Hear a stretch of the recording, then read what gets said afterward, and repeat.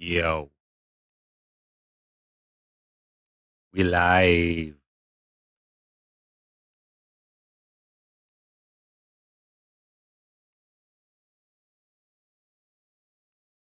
We live.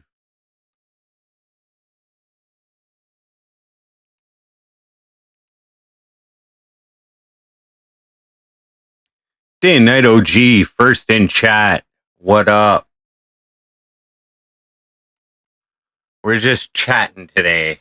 My mic, I don't know, my mic's weird, but whatever, fuck. I got a big pimple.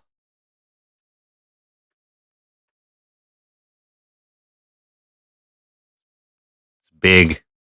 It's nasty.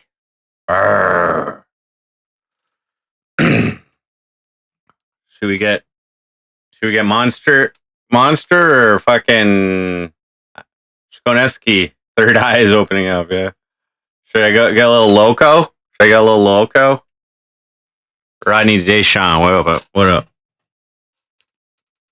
Here we are, guys.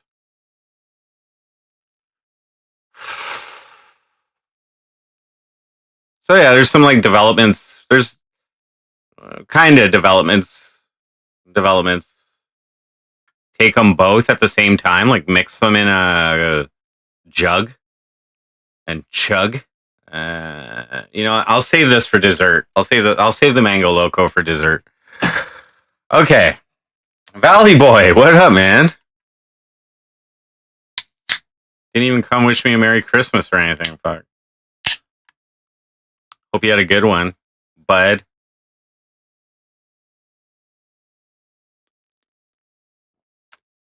All right. Mortimer Snurd, what up? What's good? Well, yeah, I thought, I'm not really streaming much anymore, but there is like developments in my life, which I guess I could update you guys on. Like, okay, so what a situation. What up? So everything's good.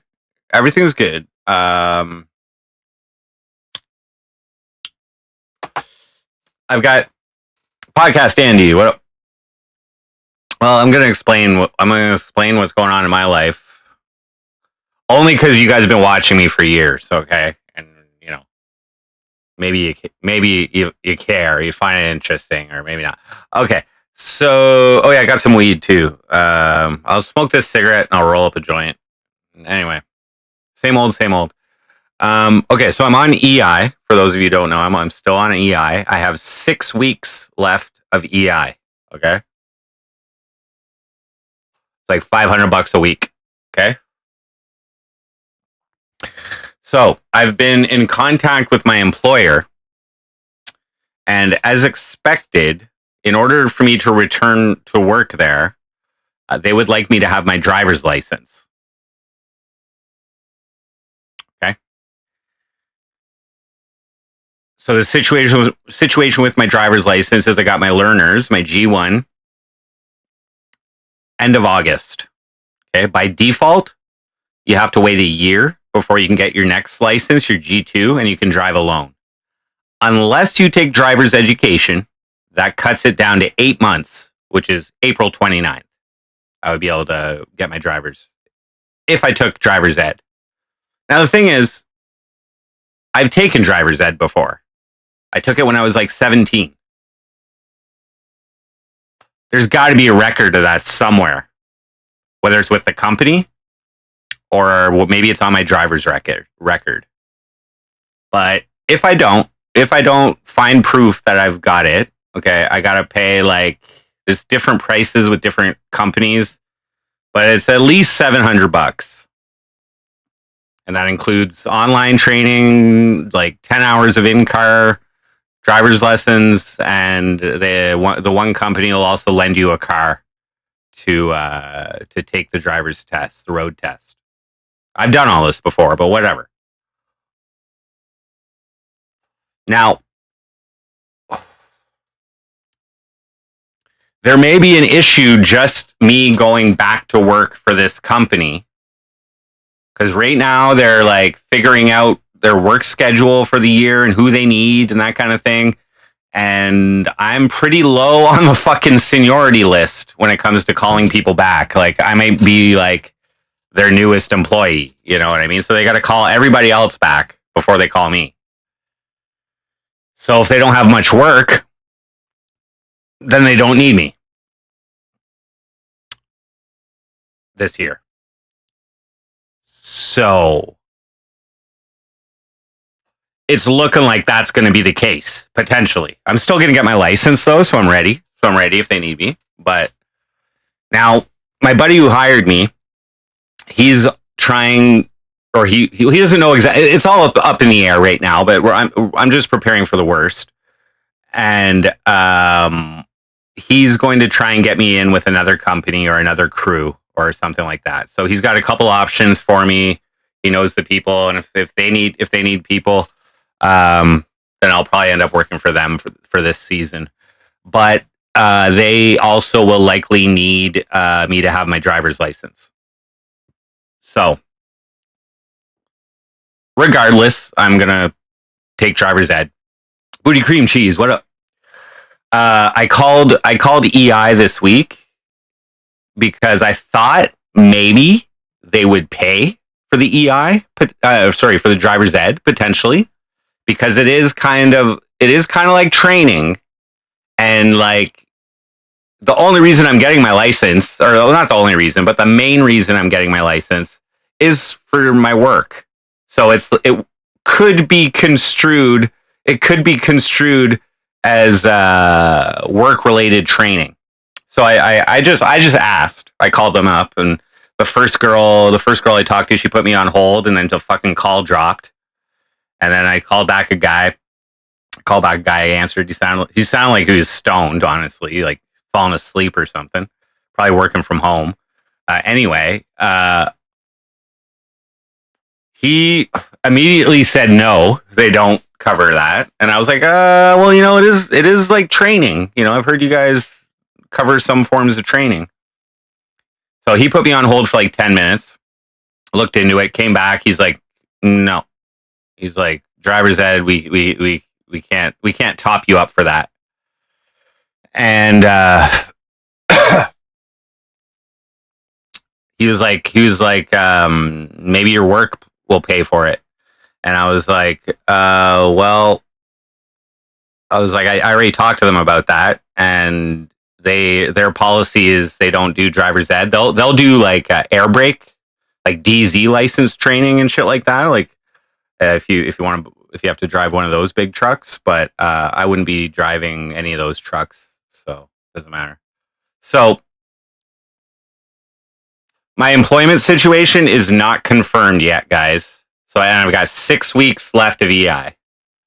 Okay, that's basically $3,000, and that's basically $3,000, and my rent is $500 a month.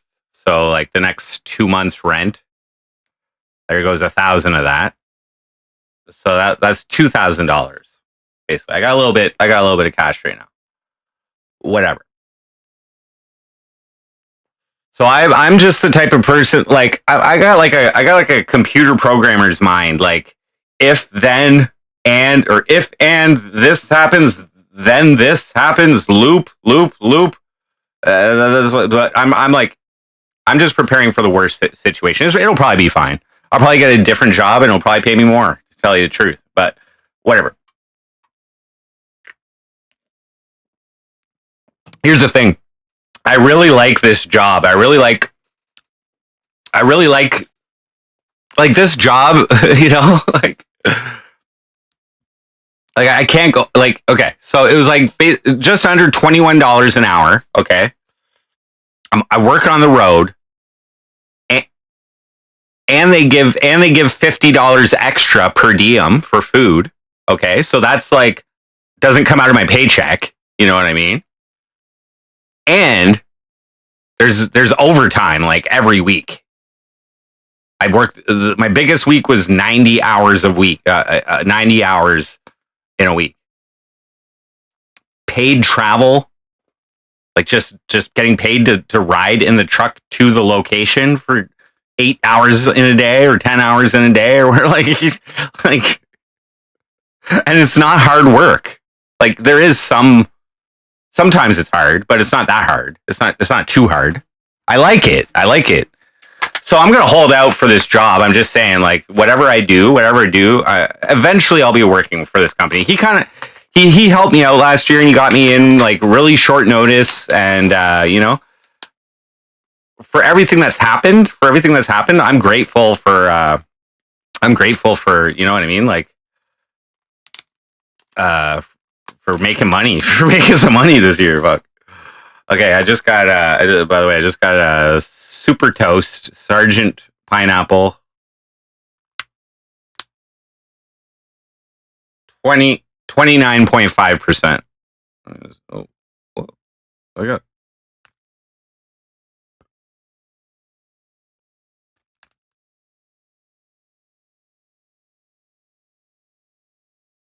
weird.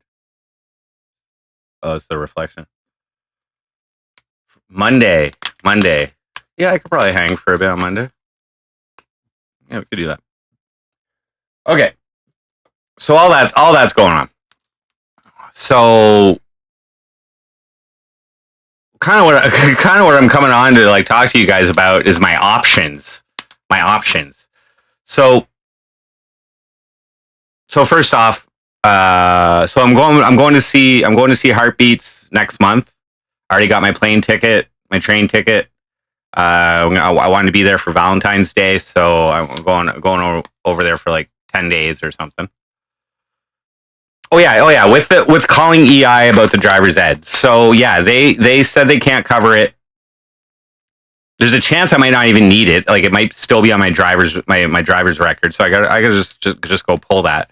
But they also said if I take driver's ed while I'm still on EI, because like I have to fill out a report every 2 weeks, letting them know like if I applied for jobs or if I fucking got a job or if I did MC Frosty or like because self-employment or whatever. What I have to let them know. But one of the questions is, did you attend training? Did you do any type of training? So they said that it's possible I wouldn't get paid for EI for the weeks that I'm doing driver's ed. It's possible, depending on how much I do. Like there's 30 hours of online classroom shit with the driver's ed. So if I decide to do that all in 1 week, they wouldn't pay me EI. I guarantee it. Because the thing is, you have to be ready, willing, and able to work to receive EI.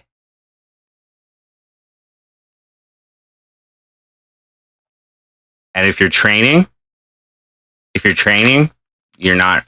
can't be working while you're training. So that's pretty much the deal. So I'm gonna have to wait till after my EI claim's done to start that up. Oh, my mic is super loud. Oh, sorry. Because I'm awesome. Good thing you have a volume button, bud. Okay, there. I turn it down a bit.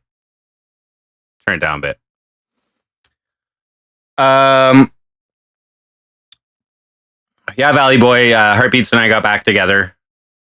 I went and visited her November to December. Things are good. We're doing the long distance thing.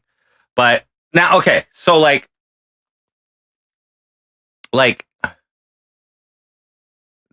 the pay on that job is pretty good. Like, you know what I mean? It was pretty good.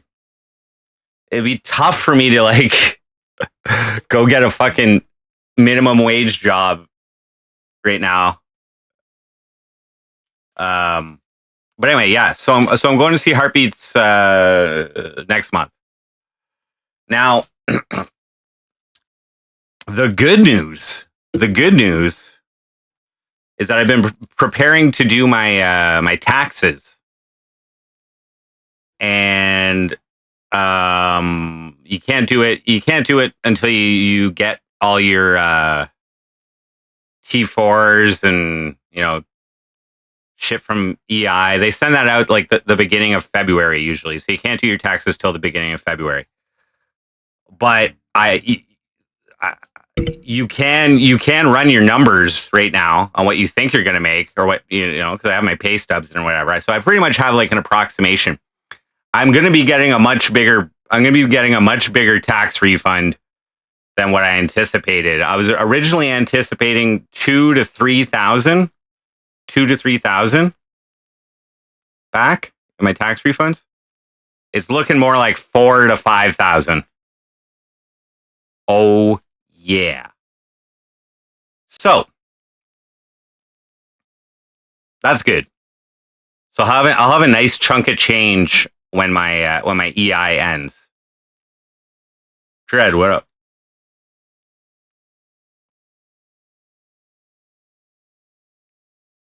Because they taxed the fuck out of me while I was working because I was making so much, but I didn't work the whole year, so I get a lot of that back.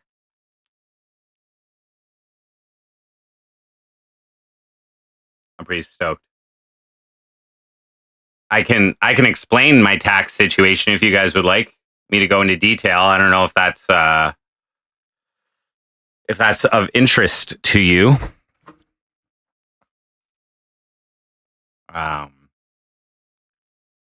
So basically, okay. So the first tax bracket in Canada, federal, it's 15%. It's 15%. And that's if you make up to like $55,000 a year. Okay. So there were weeks where I grossed over $2,000 in that week. Okay. So $2,000, let's say it was 2,000 times 52 weeks. That's over $100,000 a year. Okay.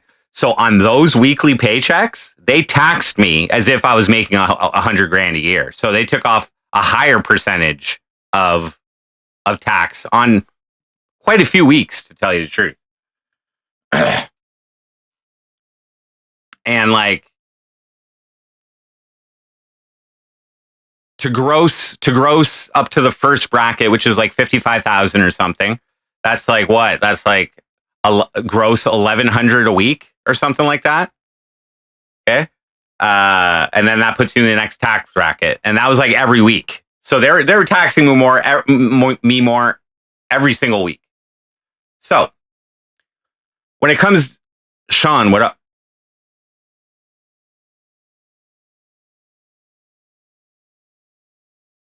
Right, Sean. Yeah, if you make good money for 2 weeks and then nothing, right? I did have 1 week where I made under $1,000 because it was a short week. I think I got like 5 days off that week or something. But anyway, spark this up. But that's what the tax refund season is for, and that's what I'm explaining. So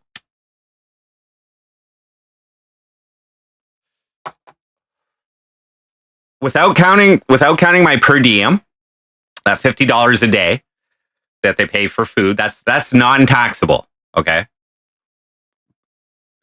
So my gross income for those 4 months without the per diem before tax was about $22,000.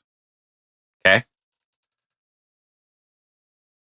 So they taxed me whatever rate I fell into for that week. Okay. So like I've had $800 taken off my taxes. I'm just off my check. I'm just saying. So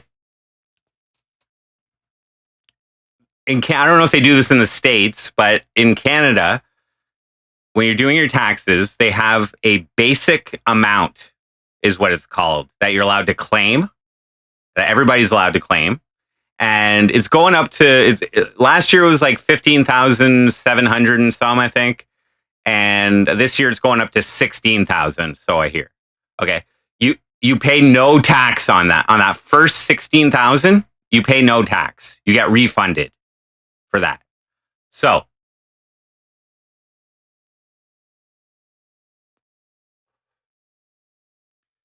I paid off of my paycheck. I paid about $4,000 in income tax and also about 1,300 in CPP, Canada Pension Plan contributions, and also about 300 and some in EI premiums, employment insurance premiums. BG, what up? Okay. And that's 15%. Just so you know, the tax is 15% federal and 5% provincial for that. So let's just say I made $22,000. The basic amount is $16,000. So I only pay tax on the difference. Okay. So that's $6,000. Okay. So 15% of 6,000 is what? 900. And then another 5%. So it's another like 300. So 1,200. Okay. So I paid 4,000 in tax, but I only actually really owed them like 1,200. So I get refunded 2,800 out of that. Now, on top of that, employment insurance is income. It's taxable income. So the government pays me money every week. Well, they pay it to me every 2 weeks. I end up with around 500 a week. Okay. But okay, so for my 2024 EI, let's just say it was around 6,000. And they took off about 10% tax every week. So I still owe.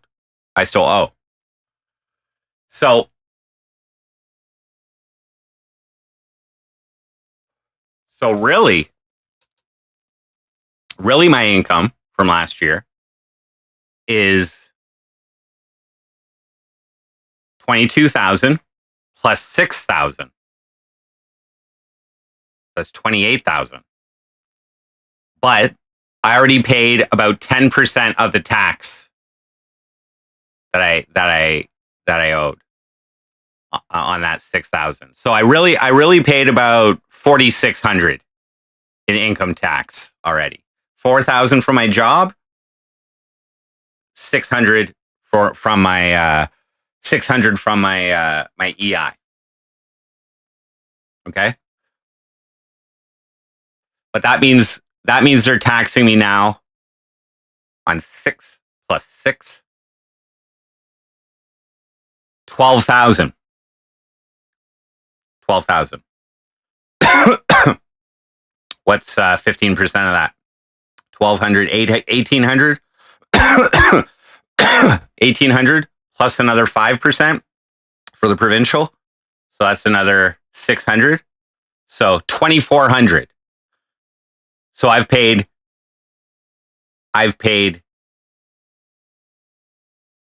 4,600. Okay. And I really owe them only 2,400 out of that. So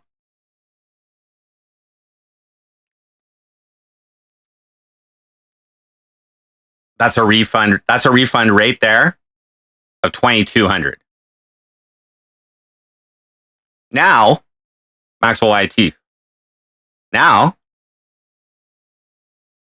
you have to factor in MC Frosty and my self-employment. Okay.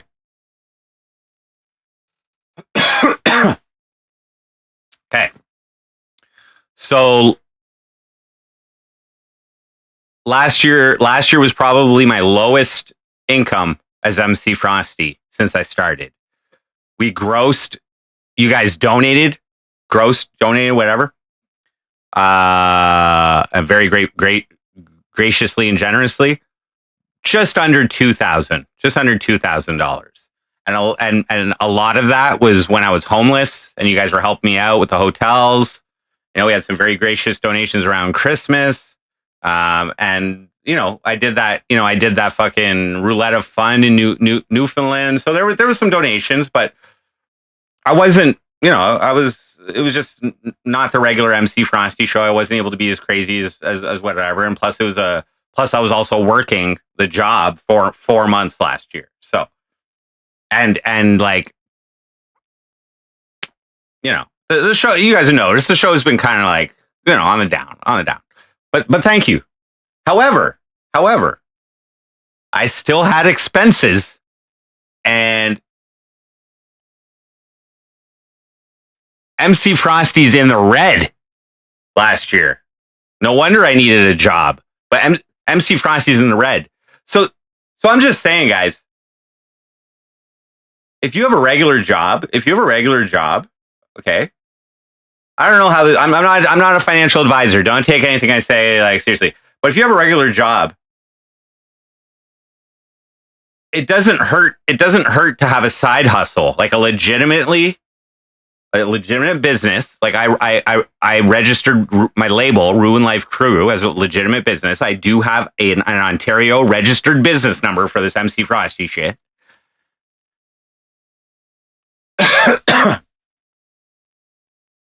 Anyways, I'm just saying, like, hotels, flights, trains, anything that had to do with the streaming, those are all write-offs. This laptop, write-off.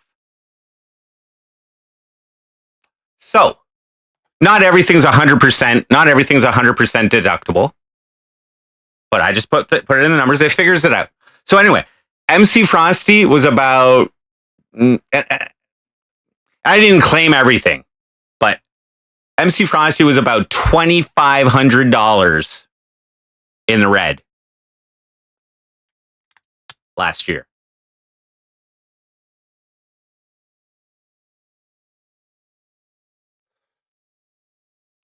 So that brings my income down by $2,500. So what was it? What did I say before? It was 28,000. Take that down by 2,500.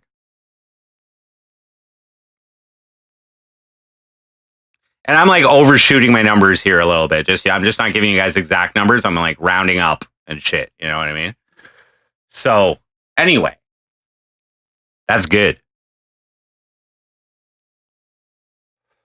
So now my refund increases a little bit because of that. Not gaming the system.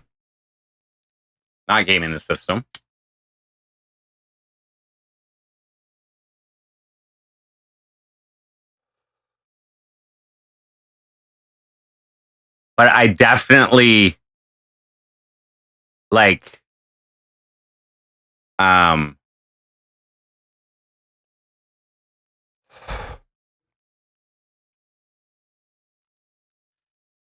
it's like, okay, like for instance, Sean, if I like for instance,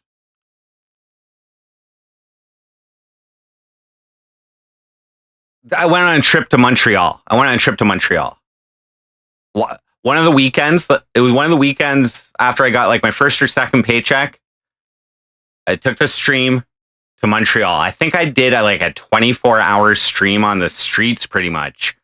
And then I went to Montreal. So that's train ride, fucking food, fucking accommodations, like whatever, entertainment. Some of it falls under entertainment. But there wasn't that many donations. That particular weekend. So, like,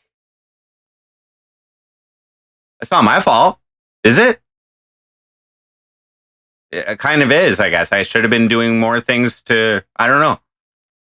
But, so that weekend was in the red. Like, anyway. There's a reason I got a job, okay? And it's not because MC Frosty was in the black. You know what I mean? Like, it's been a while, And like, whew. dude, it's not easy. Like, it's my own fault. It's my own fault. Okay. And I don't mind doing it. But a lot of the money I've made on MC Frosty relates to me doing something with, like, whether it's fire sales or whether it's snorting hot sauces or macing my asshole or macing my face or fucking eating dog food or like, like there's just a lot of like, I don't know. And Beyond, what up? Fucking low key, what up? Okay, jobs are good. Jobs are good. Okay, this job that my buddy hooked me up with, I really didn't mind. Okay. First off, I was homeless. When I needed a job, I was legitimately homeless. Okay. He happened to be the first person I asked. Thank God it worked out. Thank God it worked out. But he was the first person I asked. And like, there was like a little, like, he told me he could hook me up. And then the next week he's like, oh, I don't know if I can. I might have to put you on this other team cutting trees or something. And I'm like, okay. But the money is good. The money is good. Guys, you know what I mean? Like I've always considered doing the MC Frosty show as a job. You know what I mean? Right now, not so much because I'm not really focused on it. But not all jobs are good. Some jobs I've had in the past, I don't like them. You know what I mean? And see, I'm not usually the type of person to stay at a job that I don't like, but you can go through phases at a job. You can go through periods, like there might be just like, maybe something happened, temporarily, but you like focused on it for too long or something or whatever. But being in any situation that like the net result of it is a negative feeling inside of you, like to expose yourself to like a negative environment. And by negative, I just mean how you feel about it and how it makes you feel about life. That's not good. But what most people can do is they can just, think about the money, and then it comes to a positive. They might hate their job, but they might like the money, and they like the money more than they value their time or whatever. But everything fell into place for this job. And originally when I got hired, he only guaranteed me 3 weeks. So everything that's happened because of that, like, you know what I mean? Like I'm saying, like I've grossed enough cash, more than any single year of MC Frosty in that 4 months. The revenue which was generated from that, including EI and including the tax refund, which is coming back to me, like,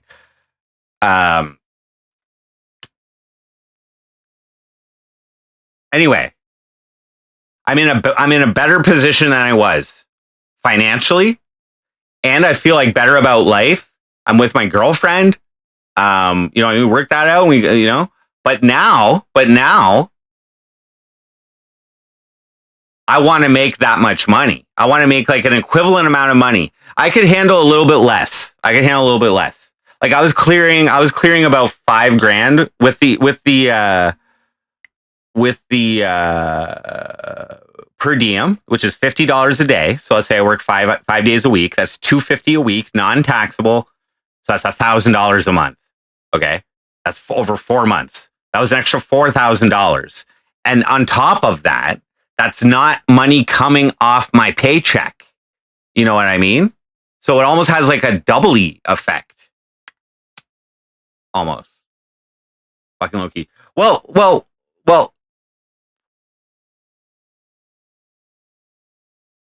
Life's been crazy, dudes. And I've tried to show you guys as much of it as I can while still being pretty respectful to everybody. You know what I mean? I showed you guys how depressed I can get. Okay. I wasn't faking that shit. All right. Like, I almost teared up just thinking about it. But like, what this has all taught me, and I fucking honestly, didn't live this way before. Like, I was almost anti this way. But like, money does matter. And maybe it's just because I'm getting older. And like, whatever. I used to hustle and shit like that to make my money. You know what I mean? I had a job, but I would hustle on the side but now that I'm not all about that, and like, you know what I mean? I've tasted the comfort of like, because I had to be sober for this job too, right? Like I got piss tested and passed, dudes. You know what I mean? Like, and I'd already taken the steps to cut down my weed smoking. So like, not spending all your money on drugs. Like I'm saying, like, in my 20s, not spending all my money on drugs. Like, it's well, what can you do with the money now? So like, I tasted the comfort of eating 3 meals a day, and like, you know what I mean?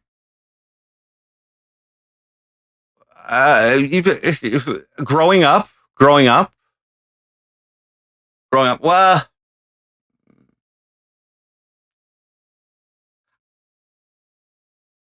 see, it's all about the motivations. Okay. Because what I also experienced was being single, and having money. Okay. Being single and having money. Before, I was broke ass, but living with my girlfriend. Okay. So what I found is that the money don't mean shit if you can't put it to something good. And I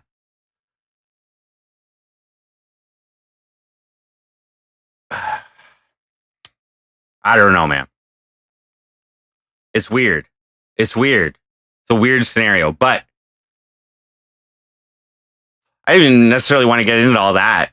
What I'm focusing on right now is that, okay, so I was getting into all the taxes. You guys probably don't want to hear about taxes.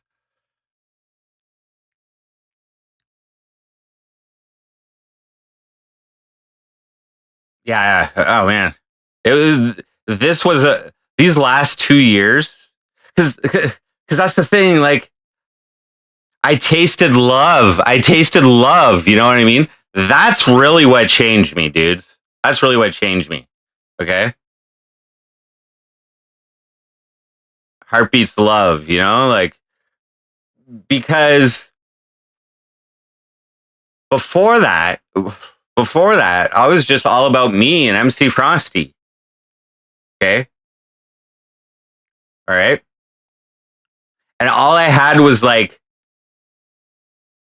memories of my previous relationship, like just the feeling of love, regardless of who it's with. It is a good feeling to have. And obviously everybody loves it in different ways, and I think whatever, but just the feeling of being in love and whatever, you know what I mean? And feeling loved, and like, it's a good feeling. And then it was like, okay, so I got that feeling, and then I also have the feeling of that MC Frosty brings, and it's like, what's better? And fucking ultimately, man, it's heartbeats love. She's awesome, man. And it did take a little bit of time apart just to like realize it, but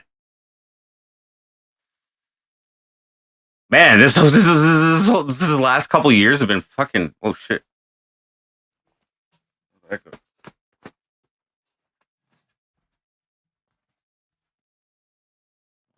Here you go, bro.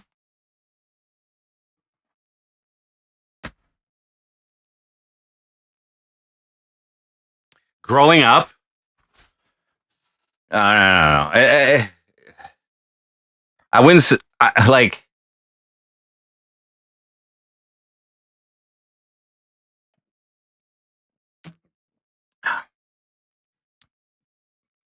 It's learning. Okay. It's learning from the mistakes.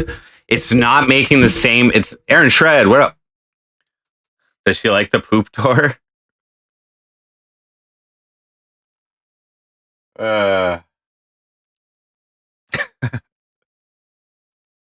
You'd have to ask her that. Yeah, monster. Like, no, it's okay. Like,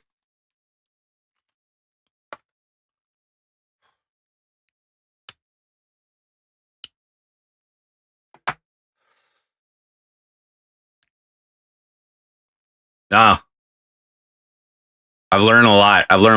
But okay, so yada yada yada. Financially, I'm gonna have a chunk of change because of this tax refund. I'm getting more than I thought I would. I was explaining it all. There's also I knew about this, but there's a Canada workers benefit. So you get paid that on your taxes, and then they give you 50% of that throughout like 3 payments over the next year or something as an advance. And then you have to pay that back on your next taxes. And then they give you your next. It's weird. But anyway, so there's shit like that going on. Also, oh yeah, this is another thing. I was saying the basic tax amount, right? They don't charge you tax on that. So that's like 16,000. There's also an increase to that if you're employed. And I think it's like 1,800. So that brings you up to your first 17,800 is not taxed. Then they also add on there the CPP premiums that you've paid and the EI contributions that you paid. So that increases even more. So like it's really the first like $19,000 that I'm not getting any tax on.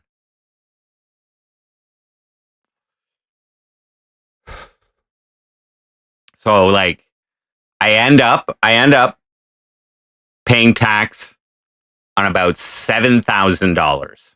Okay. Something like that. Okay. So 15% of that is $1,000.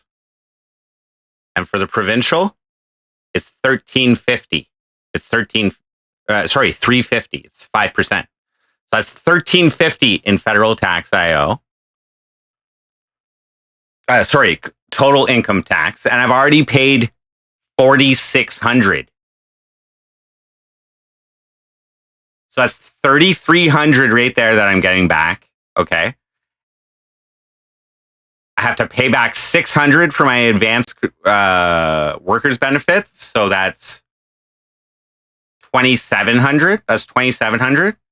And then they give you the new advanced workers benefit right there. That's like $1,500. So that puts me over $4,000. I overpaid my my CPP a little bit as well. And this is all just speculation. I put the numbers in. But like maybe I'm missing something, like because I worked in Quebec or something. Maybe there's different. Maybe I'm taxed by Quebec. I'm not sure on that. Or if you're taxed by your what province you live in. I'm not sure. Rock steady, Doba. Honor, what up? Tyler. Quick with math. Yeah, math was my strong suit in high school and elementary school. Honor. Oh, sorry guys. Omega Man. You'll find one video on your channel. Ode to Heartbeats. Yeah, that song is like true art, because when I made it, I was feeling a specific way, sad, okay, and I made that all in one day. Just did it. Well, I started writing some lyrics earlier in the week, but now when I listen to it, it's happiness that I feel, and I like smile, like it's fucking.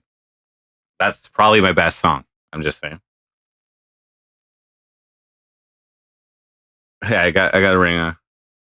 So here's the deal. So I'm going to see Heartbeats next month for a little bit. Well, I got the band too. I got the band. So okay.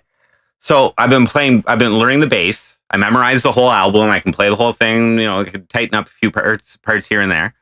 But I went and had my first like jam with the guitarist and the singer, and so I'll be using his bass, not this Yamaha, but I'll be using his bass in his rig, which is like this sick P bass. Fucking, it feels so good.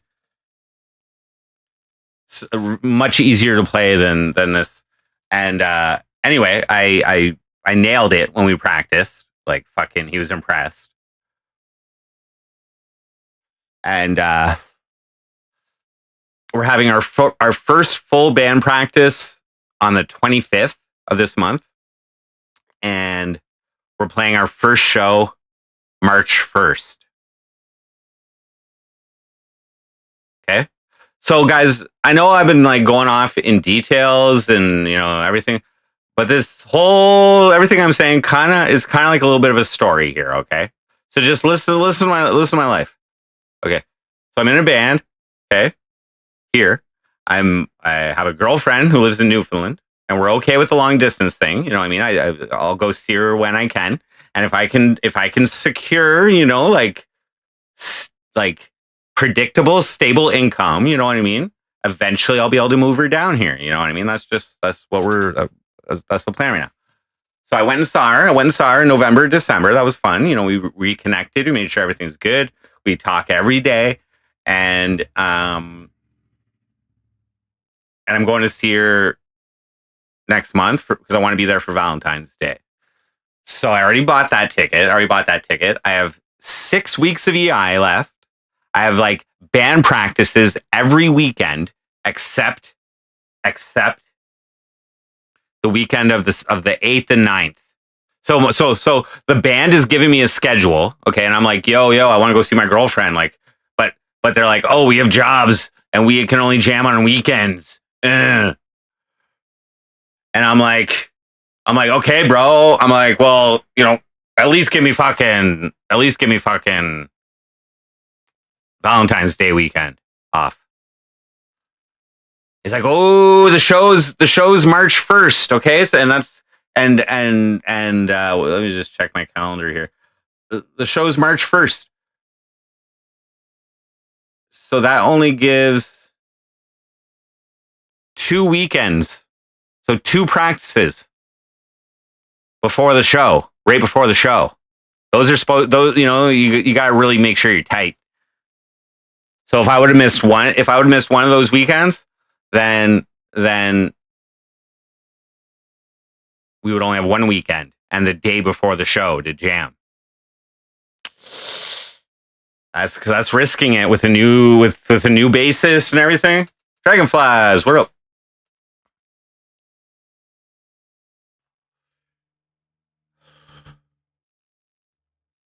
The red dot is a pimple. It's a pimple. Yeah, it's pretty bulbous. I'm gonna roll another joint here. Okay,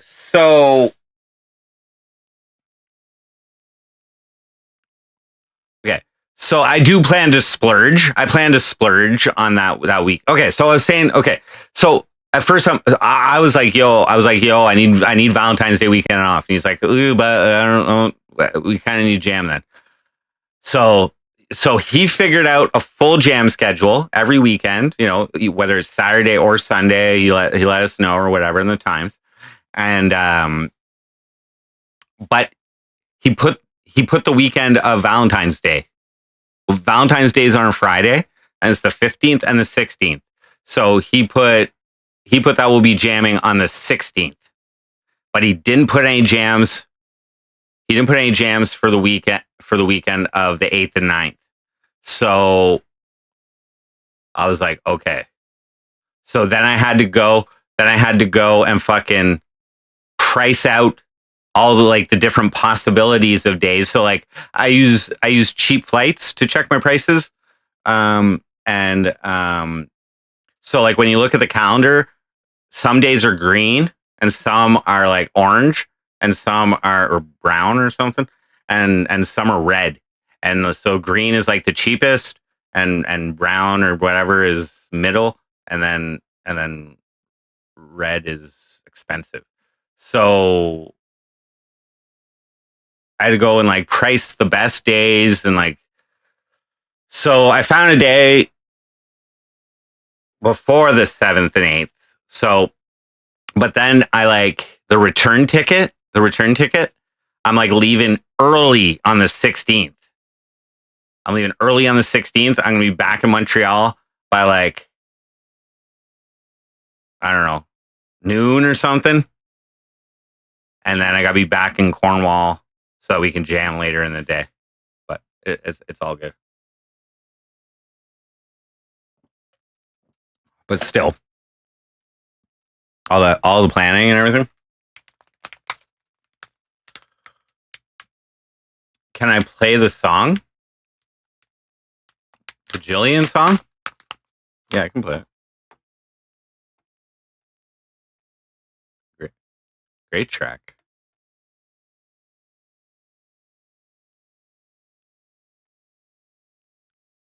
I'll roll a joint to that.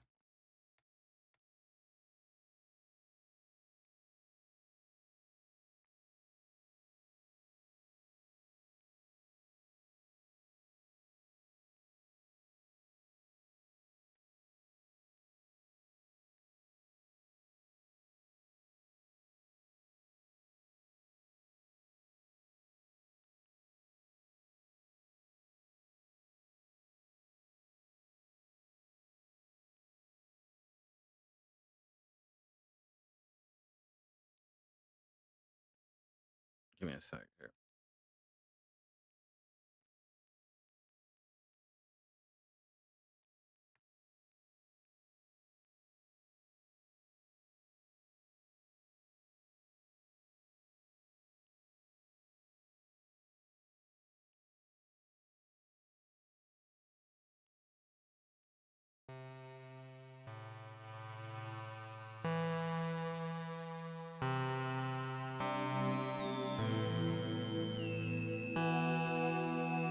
I wanna flow through this life with you, Jillian. I wanna flow in this life together.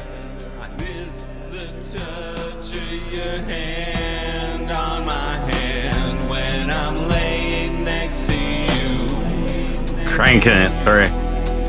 I wanna melt beside you. Let the rest of the world not matter for another minute with you.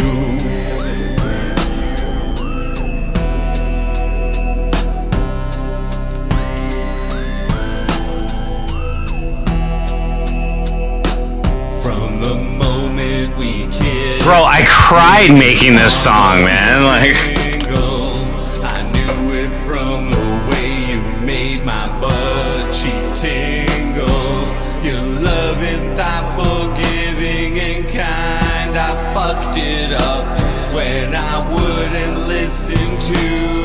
sorry, dragonflies.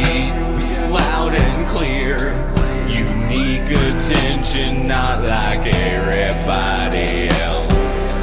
Love me in ways that I had never felt. Intense connection, the universe is telling me I'm stoned.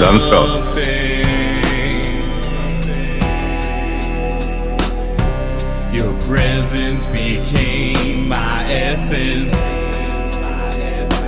I love you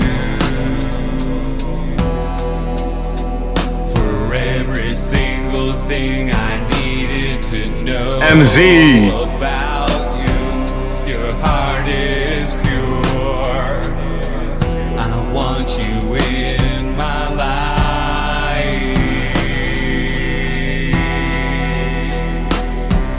Heartbeat.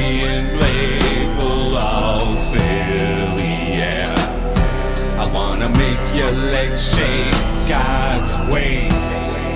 We should try and make a baby tonight. I don't even know if you'd find that funny, but it's true. Okay. For those who don't know, I have a song called "No Try, No Make, No Baby Tonight." Okay. Now, Heartbeats originally when she was like watching and stuff, I found she paid a lot of attention and enjoyed the musical aspect of MC Frosty. And and I was like, singing a lot of songs and stuff, and I would always sing that. So I tried to make a reference to one of my songs right there. Make love like we used to do, except I would come in you. Yeah. So like, okay. So like, I want to make the song a little frosty as well. You know what I mean? So I felt that was like a frosty line. That was like a frosty thing to say.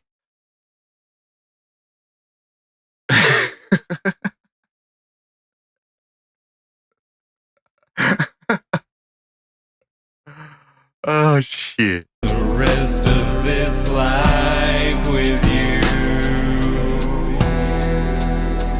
I wanna flow through this life with you, Jillian. I wanna melt inside this life forever.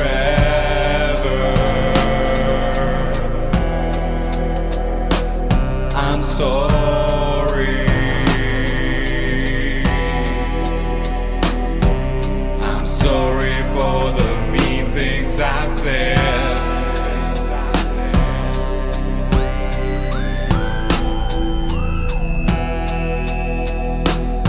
What?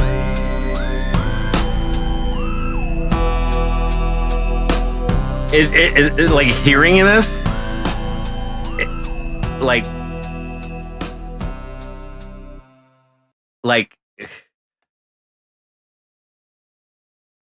that literally just came right out of me, bro. Like fucking, and like I had a whole bunch of lyrics written, which I actually still have, but I have a whole bunch of lyrics written that I've been working on because I've been thinking about making the song for a few days, and it was very wordy.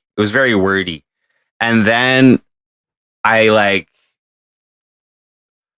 just came with the flow line there, and like I was just like, okay, let's let it flow out. So like I made the beat first, and it's pretty different than a lot of my shit, but it's pretty simple. I just want to make sure that the bass was good, and then once I made the beat, the lyrical side of it completely changed, and I just went with my emotions. But yeah, that day I like tried making that song, and like I listened to it so many times, just watch the videos, like because I put a lot of the good times from the streams on it. And I'll answer your question there, Dragonflies too. Sorry, but yeah, this song is crazy because now when I watch it, it's like, oh, feel good. It feels good, funny, and good. But that's my most real shit right there.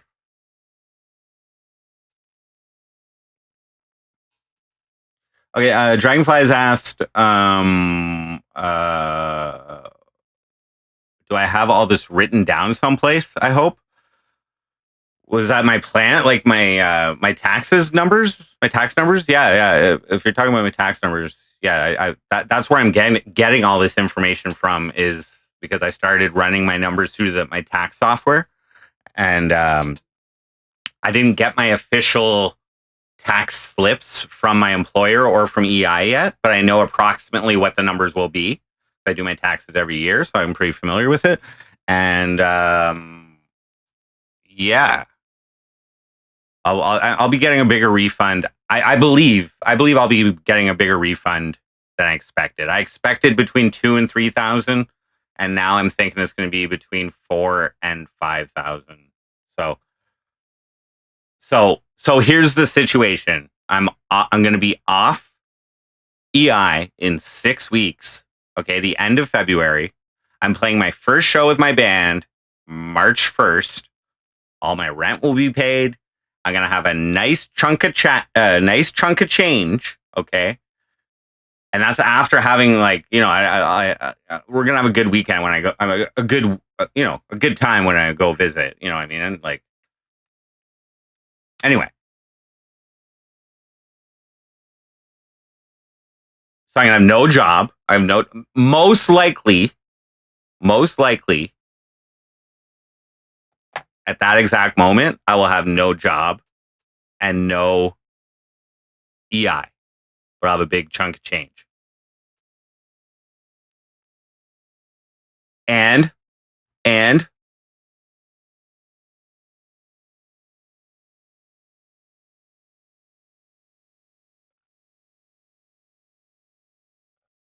crying and throwing up so hard right now.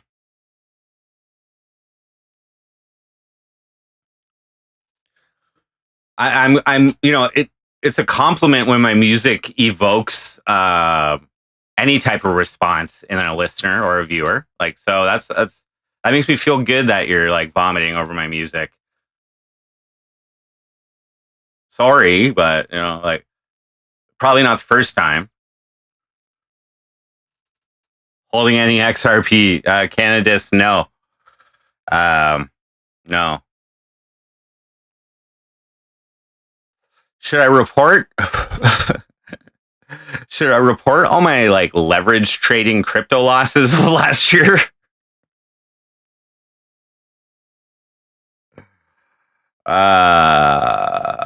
As capital gains loss?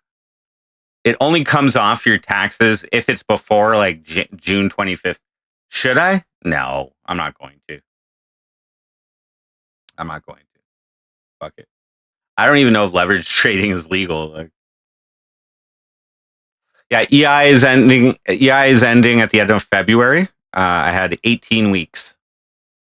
Now, what could happen? There's a very small chance that the company I work for, something might change and they might need me. But in their preliminary talks for what's going on this year, I think their workload has gone down, and I'm at the bottom of the list in terms of seniority to call people back. So, but if I was to go to work, they would be putting me through a 2-week course at the end of February. Paid training for like my herbicide sprayer's license and like some other credentials. This their startup season. But there's no, as of right now, there's no guarantee I'm going to be in that. But that could happen. That could happen. And then like I get my license in April, and then spray season starts at the end of May or something. So whatever. But I don't really want to start looking for a job until I get my license. But okay, second option. This is high probability. Is that my buddy gets me to work with a different company for this season? Higher pay potentially. Who knows? They'll do things differently. Maybe they don't have a per diem. Maybe they, whatever. I don't know. But he's going to ask a few people and see if I can work for them. If I can't work for him, and because I didn't miss a goddamn day last year, I passed a fucking drug test, and like I did everything that was asked of me. Got along with everybody.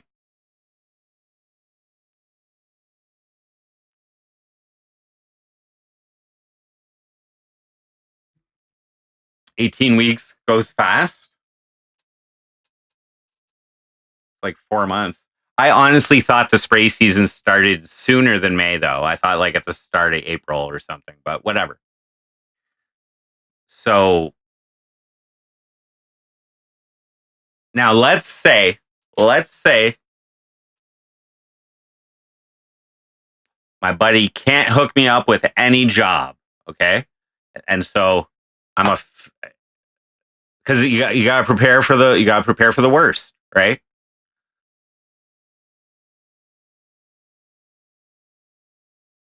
How do I feel about Trump making Canada the 51st state? If like it's something like if it happens, it happens.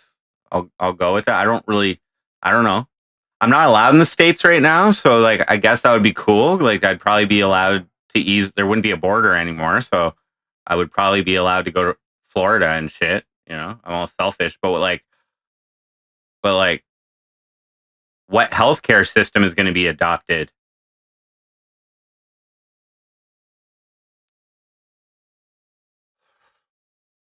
I don't have a problem using American money. That's fine. Uh,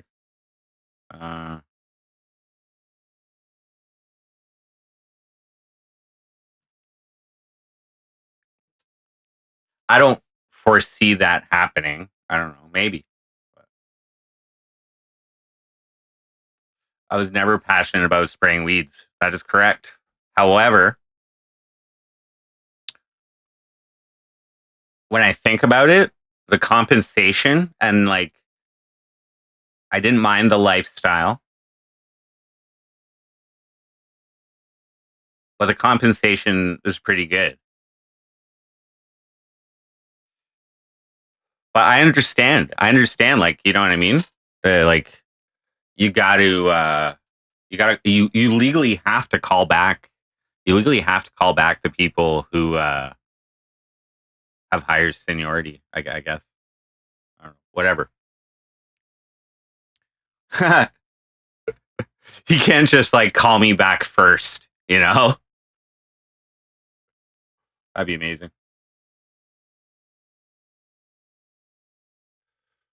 Yeah, no, and I'm getting a nice chunk of change back from my taxes. I anticipate. Again, I ran my numbers through the tax software, but I don't. I could be off a couple $100 here and there. Like I don't know. Not on my MC Frosty expenses, but like I don't know exactly what their numbers are going to be. So yeah, happiness is everything. So here's ideally what the goal is here, okay? Is for me to be able to like develop like a family life with my girlfriend and have us like live together, even if I'm on the road all the time. But like when I'm back in town, have my family there and then the time off with my family, and also be able to incorporate my daughter into that as well. Okay. But that takes money. Okay. At least at bare minimum, by my calculations, I got to clear whatever job I have to do that. I got to clear like $1,000 a week. Clear. Okay. Like a $50,000 a year job. Well, yeah, that's actually more like a $60,000 a year job after tax. When I clear. So anyways, what I'm saying is that like come March 1st, I'm playing a live show. I'm going to dye my hair blue. Okay. So on that exact day, my hair is going to be blue. I'm going to have no job, but there might be a job coming up, possibly. That is potential. But either way, I ain't working at that exact time unless I'm in that training course. But okay, as of right now, I'm not in the training course, so I don't know if it's going to happen. If it happens, great. If it doesn't happen, then I should be prepared. Right? I should be prepared. It's only a month and a half away. My income stops. Okay. And there might be a job lined up for a couple months away or even a month away, or maybe not before I get my license, which is April 29th.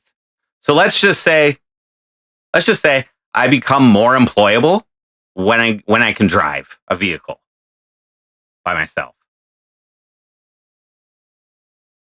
And I've even confirmed that because I was looking at jobs out west, like oil field shit, and a lot of the requirements, they require you to be able to drive and shit. So it's like, okay,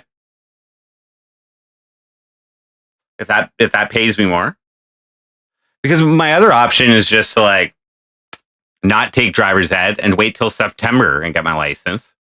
You know, I don't have to pay $700 to fucking get a job, you know, but obviously make that back on your first week, like whatever. Blah, blah, blah. Show hair. Bald.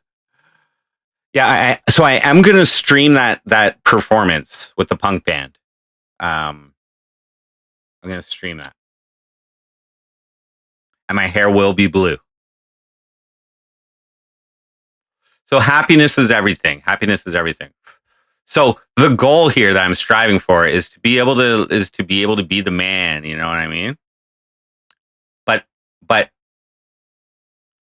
with the reason one of the reasons I like this job is because I'm working for my friend that I know, that I trust, that I actually love. He's my boss. I respect him. You know what I mean? That's a big bonus if you can actually really respect your and like want to work for your boss rather than hating them, you know? So that's and like I want to do well so he does well, you know? So anyway, uh most employers want you to drive so you can get to work.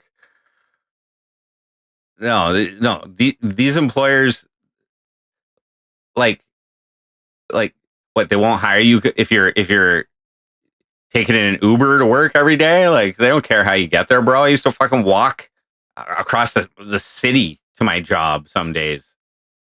No, they want you to drive their company truck and do, you know what I mean? Maybe even just to get out to the other jobs, you know? Like whatever. I'm a great streamer. I deserve KCIP. It's not Landon, is it? My buddy who's giving me work? No. It goes here. What up? So likely I will have a job lined up is all I'm saying. Likely. Okay. I trust my buddy. He's saying if I can't work there, he can probably get me somewhere else. I believe that. Now,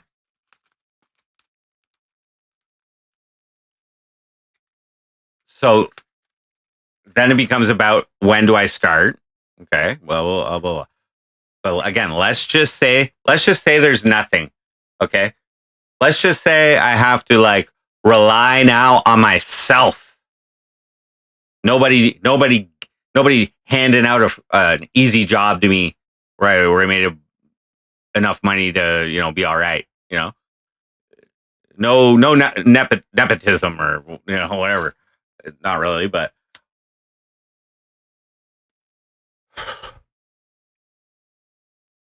well, what do I do?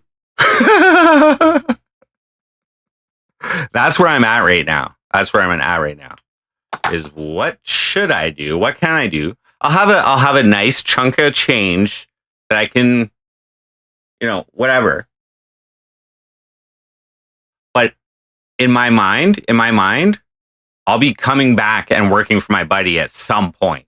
He just can't get me on right now, or he can't get me on this year. But next year, I think I'll, you know, who knows? But I still got to do something in the meantime.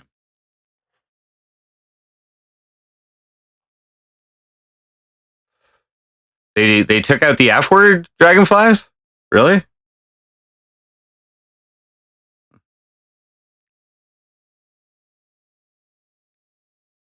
HT, what up? I do live. I do live. And I just came on to let you guys know what's happening. You know what I mean? Like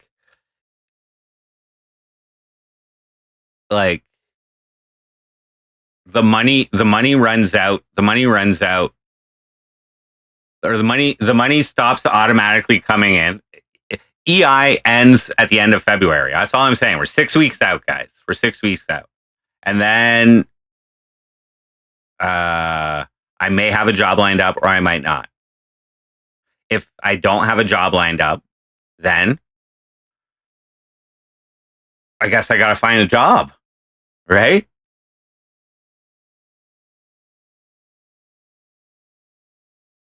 Now, maybe I've been spoiled by this company. Like, honestly, dudes.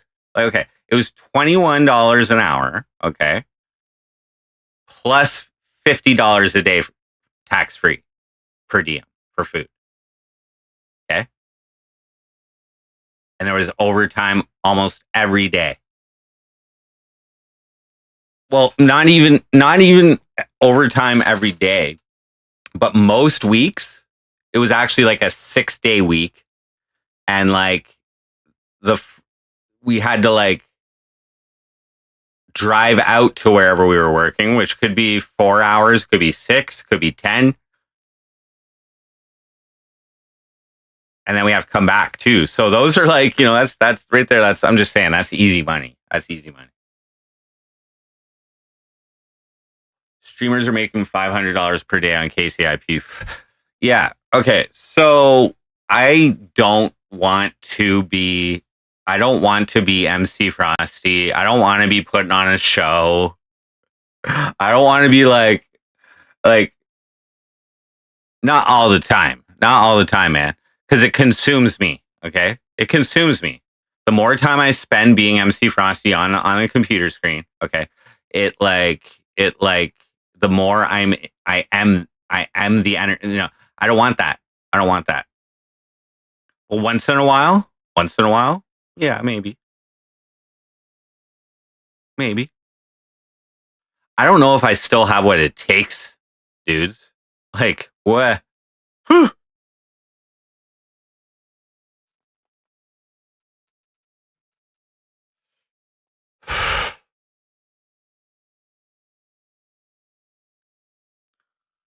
They cheat with bots and buy subs to get that deal. Yeah, there's a lot of that going on. Yeah, I know. Like, I don't know, dudes. Like, it takes like,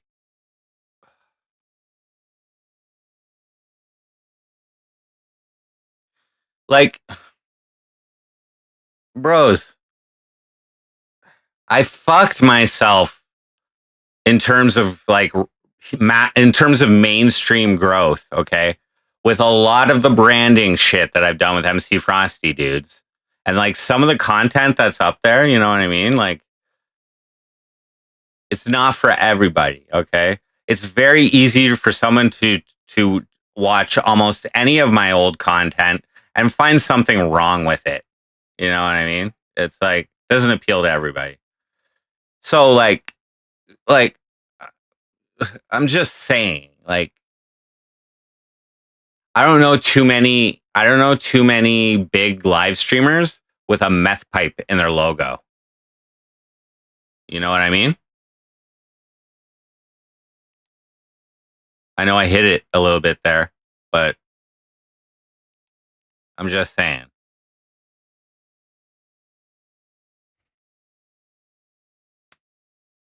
Thank you guys for sticking around though. But okay, so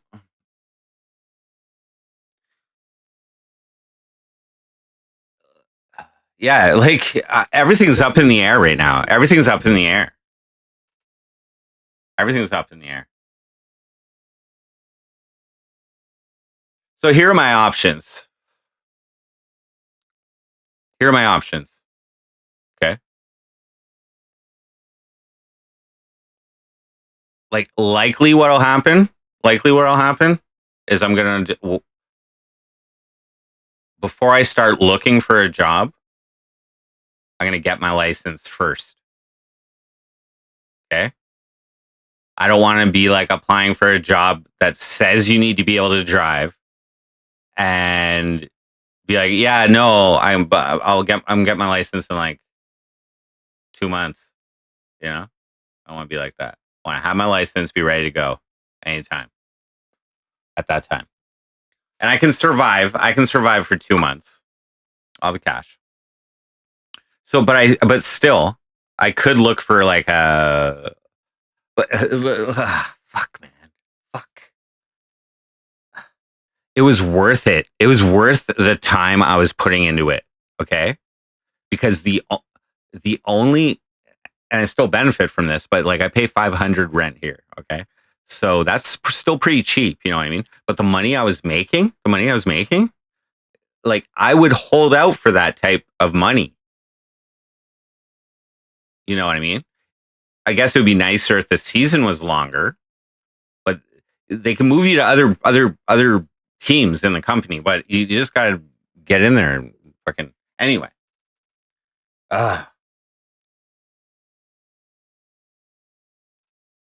So what do I do for a job? Here's ultimately the options for a job. Here's the options. I stay in Cornwall, look for a job. Okay. Try and get a job around here. Okay. Now, one of the benefits of my other job is that it's not in Cornwall. I'm out on the road. Okay. I'm out on the road. I'm working with one person. Okay. And every single foreman I've had has known who MC Frosty is, just so you guys know. Like before I step in the truck with them, they know who MC Frosty is. Okay? Like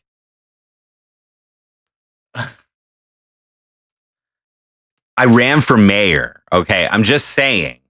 Like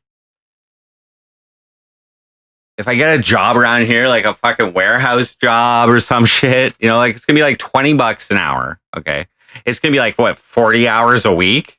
44 hours a week? Okay. Maybe $23 an hour. Even then, you're still not clearing $1,000. Ah. So I don't really want to do that. Okay. And but it doesn't mean I wouldn't. It doesn't mean I wouldn't. Just because I don't want to. Doesn't mean I wouldn't. Okay. Downsides to this.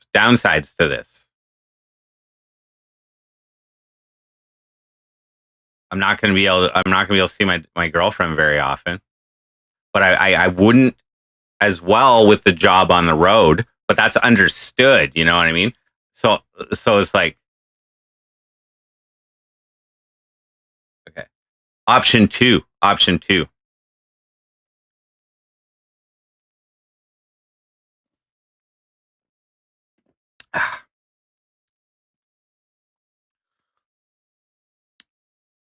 I move out to Newfoundland, get my own place this time though. And until I have a job where I can provide for everything. Now, I wouldn't go out there. I actually wouldn't want to go out there under any type of permanent basis. It would just be something that I would want to do now. Get a job, coast until my other job needs me. You know what I mean? That I'm close to my girlfriend. That's worth pretty much working wherever. You know what I mean? That's all right. As long as I have cheap enough rent, which I've already checked the prices out for, and if I was clearing 2,500 a month, I guess that would be all right. Just to coast.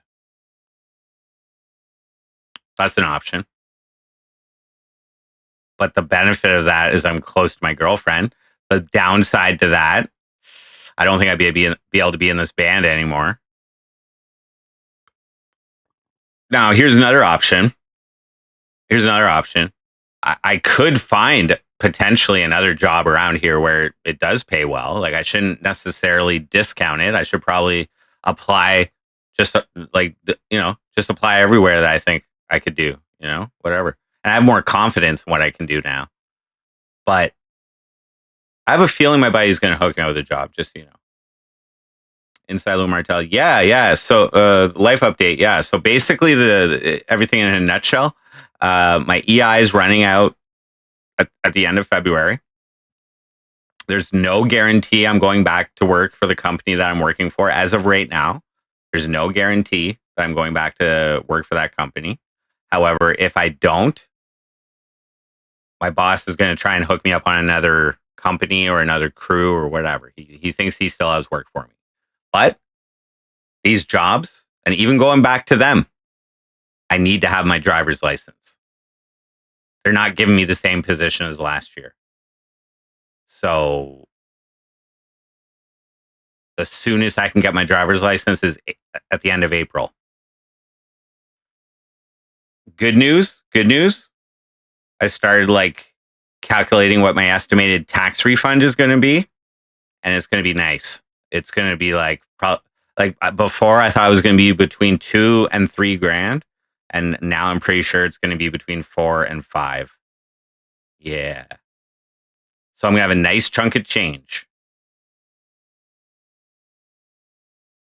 Going to see Heartbeats next month for like 10 days. I'll be there for Valentine's Day. So, it's nice having the money to be able to travel and do this stuff. I'm going to just check the job market out there as well. Just see what's up. But I have been there, and I didn't look like too hard for a job. Like I had a kidney stone and shit, so like whatever. But anyway, you enjoyed driving your car, yeah. But ultimately, there is still a chance. I could go back with the company this year. Still a chance, but they believe their workload is reduced. So I'm at the bottom of the list for seniority. So I'm the last person he's going to call, basically. So, yeah, I don't know, but I got a taste of some decent compensation. You know what I mean? And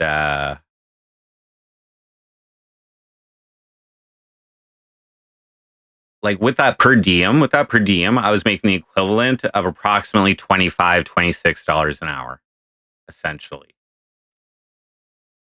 So like that would be what I would hope to get a job, at least $25 an hour, because that $4 to $5 an hour would go to food, and then I'd end up with the same money that I had before.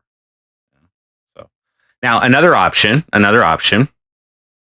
is inquiring out west at like the oil fields. Maybe I'm too old for that shit. I don't know. But and I know a bunch of people have worked out there, so I can probably reach out to a few people and see what's up. And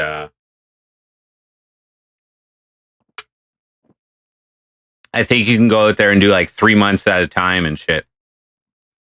But I have heard there are some very dirty jobs out there, and probably not going to be even close to as easy as the job I just had. Yeah, oil. There is good money. And this one time I was the last time I went to Newfoundland to see Heartbeats, I was getting off the plane, and I can't remember this guy. I think this guy was sitting beside me, like 2 seats over the whole flight. But anyway, I heard him talking to another guy, and they were talking about how much money they make.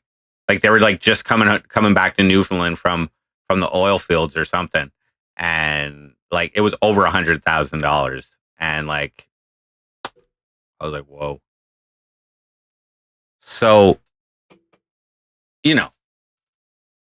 all I'm saying is if I'm going to spend my time doing this work shit, all right, it's got to be worth it. It's got to be worth it. You know what I mean?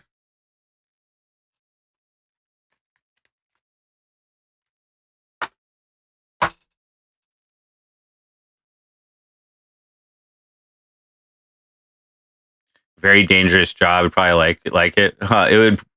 I know a lot of people have worked there, but they did it in like their 20s And like, fuck, man.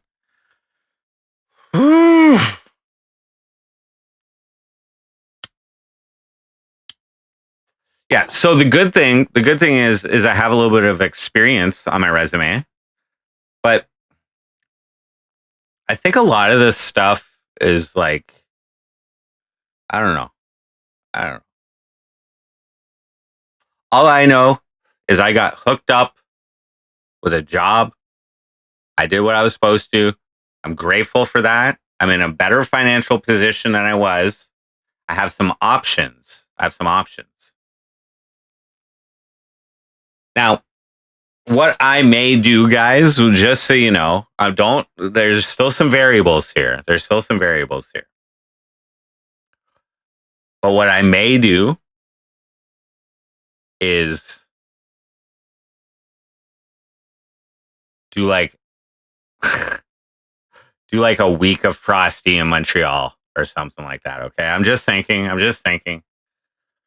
Like, I'm gonna be playing a punk show. On a Saturday, March 1st. Okay, let's just brainstorm here.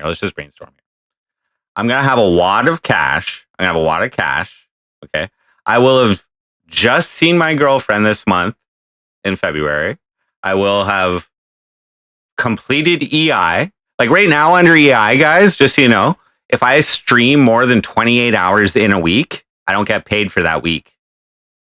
Just so you guys know. Because that's now because I'm registered as self-employed with MC Frosty with them, just as I have been with every government program. So I'm just saying, no matter how much money I make, it's already happened for 2 weeks. The first like 2 weeks of EI, I fucking declared my hours and fucking I didn't get paid for them. They didn't like I didn't lose them, but they just didn't pay me at that time. Anyway, so here's what I'm thinking. So I'll be out of EI. I won't actually have a job at that point. My hair is going to be blue from just playing a punk show. Like it's already going to be blue. I'm going to have a wad of cash. And like, I'm planning to go back and see Heartbeats in March as well. So after the show and before I go back and see my girlfriend, I think I'm under no restrictions on how many hours I can do it. I'm thinking maybe we'll do a week in Montreal, maybe like 5 days a week in Montreal. HT.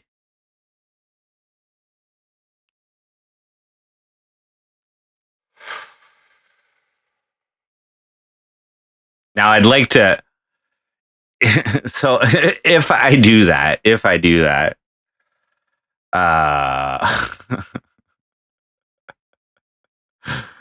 shit. It's gotta be a good time though, right? It's gotta be a good time. Yeah, no, the hair is being dyed blue because I'm in a punk band and I'm playing a show on March 1st. So my hair is gonna be blue. Okay.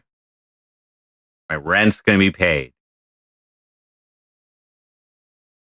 I'll have some cash.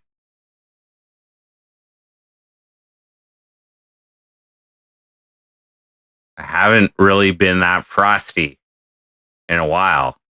And usually I think some of the best times that have happened with MC Frosty, some of them have just been on like a trip or like whatever. I don't know if I can do 24/7. I don't know if I can do that. Plus I'd want to have some time at night. I think sleep is important, and I also want to have some time at night just to, like, talk to my girlfriend and shit, you know? I think it's important to maintain contact that way when you're living apart. So, pussy whipped.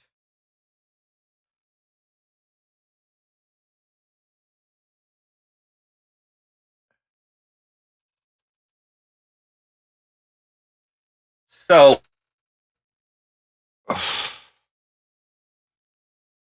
I'm considering that. I'm considering that. You know, but it's like, what am I going to do? What am I going to do? I'd like to bring some content. One thing I've learned, if I'm going into places, if like, let's just say going to a restaurant or a bar or whatever, I'm not bringing the gimbal. I'm not bringing the gimbal in with me. No.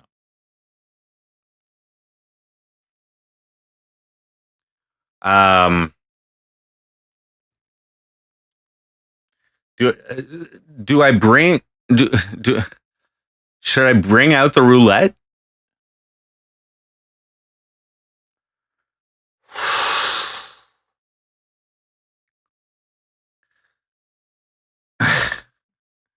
Like,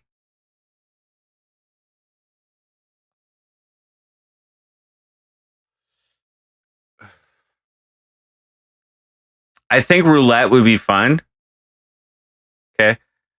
It's more fun. It's more fun when it's in public. It's more fun when it's in public. So we would have to think of things to put on there that are fun to do in public. You know what I mean?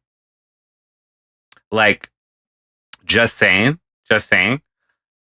One of the roulettes of fun, we did like the speedo alternator. The speedo alternator from like a quarter of the wheel. That was embarrassing as fuck in public, walking around in my speedo, especially when it probably had shit stains on it, which I didn't realize till like probably the next day. And with what I have a pink hair and like a green beard, a neon green beard or something. And I was in this little hick town, like just outside of Cornwall, fucking camping city, like a camping village, fucking walk around my speedo and like fucking Canada Day weekend and shit. God damn. Anyway, that was embarrassing. That on Canada Day, singing that song to those random girls that were on the street. That was fun. That was embarrassing and fun. Shit like that. Shit like that in Montreal. It was Mace.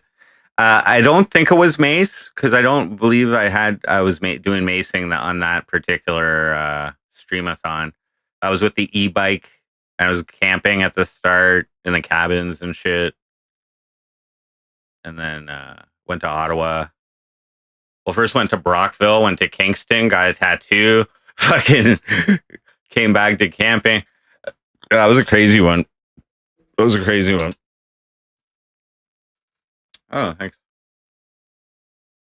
I pooped my pants. I don't know. I don't think I like pooped my pants, but maybe I like sharted while I was riding my bike or something.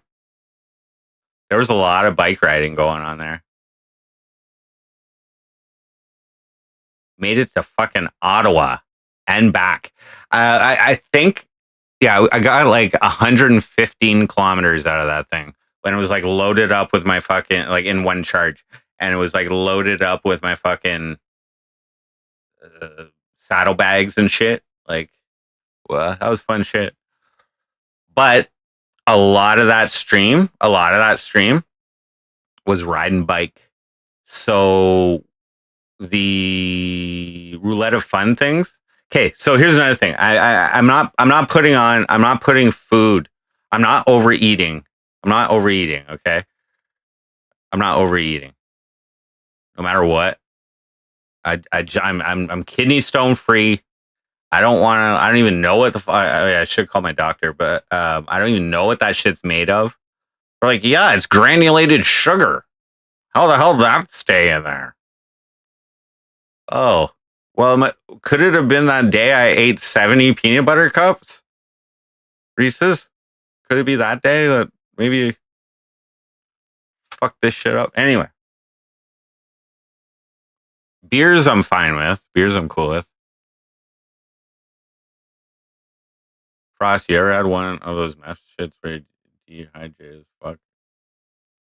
Have I ever HT? Like you're really you're really like you want me to go through my memory banks for my like meth shits? Like I don't know, man. Like after a day of no sleep, you know, whatever goes, man. You know what I'm saying? I don't know if it there's no specific recent memory or you know.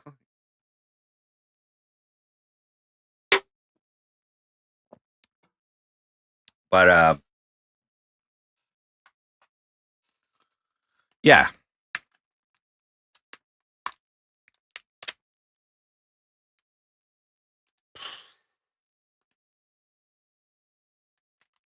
I'd like it if I was to do that, I would like to bring it. You know what I mean? Just to like so there's a stark contrast to what's been going on lately, you know what I mean? That I'm actually like that the like, you know, I'm putting on a show, you know? And one thing that would be highly beneficial is if I had more IRL interactions with people.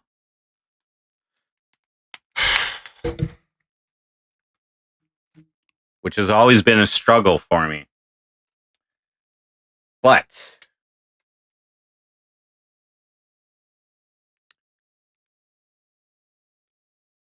if my boss was like, "Hey, go talk to people today.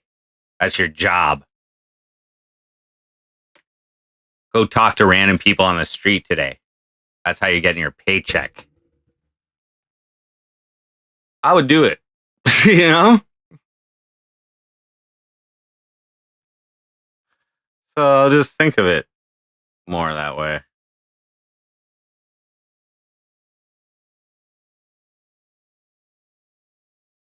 Anyway, that's a possibility. But if I have like a job like lined up, I'm like I can't be doing illegal shit. I can't be doing illegal shit. All right. Like I'm just saying, like substances or anything like that.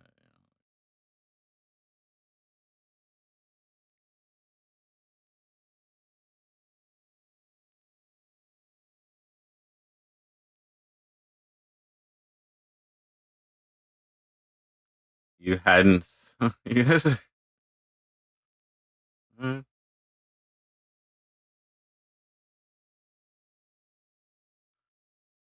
But either way, that's just like that would be just like a temporary thing. You know, we'll have some fun. Like I got the, you know, like, but I'll treat it like work. But see, like 24/7 ain't gonna happen. So this would be the way I'd see it. This would be the way I would visualize that stream. Okay. Uh, I'd get like an Airbnb somewhere for like let's say let's say 5 days. So wake up in the morning, stream comes on, probably cook breakfast, okay, chit chat, whatever. Plan out the day. Plan out the day with chat, and then execute. And if possible, you know, we would figure something out for at least a little revenue generation. Uh, but the roulette has proven itself entertaining at times, I believe. But you just got I just got I think it will be maximum effectiveness if it's doing things in public that are like, you know,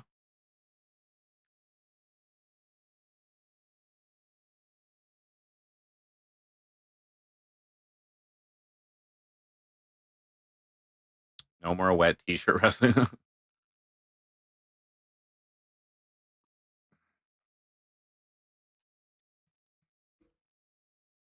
So yeah, That might happen. But bigger picture, and then I would likely go see Heartbeats again in March. Ugh. I also have to do driver's ed. I have to do driver's ed, probably, unless they have a record. Unless they have a record of when I did it before. I have to pull my record and check it. I did it when I was like 17, so like 25 years ago. Does my driving record go back that far? I think it should, even though I didn't have my license for like 10 years. They know who the fuck I am. I'm the same person as the other fucking license I had. Got to keep you happy. Well, it makes me very happy, and that's like I'm in like I'm in a weird situation. You know what I mean? I guess it's not that weird.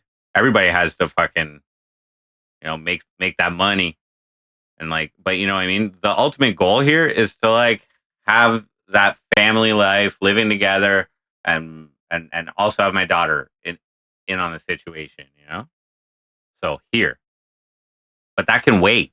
That can wait. But maybe I will get hired on with these guys. Who knows? Who knows? It's all up in the air.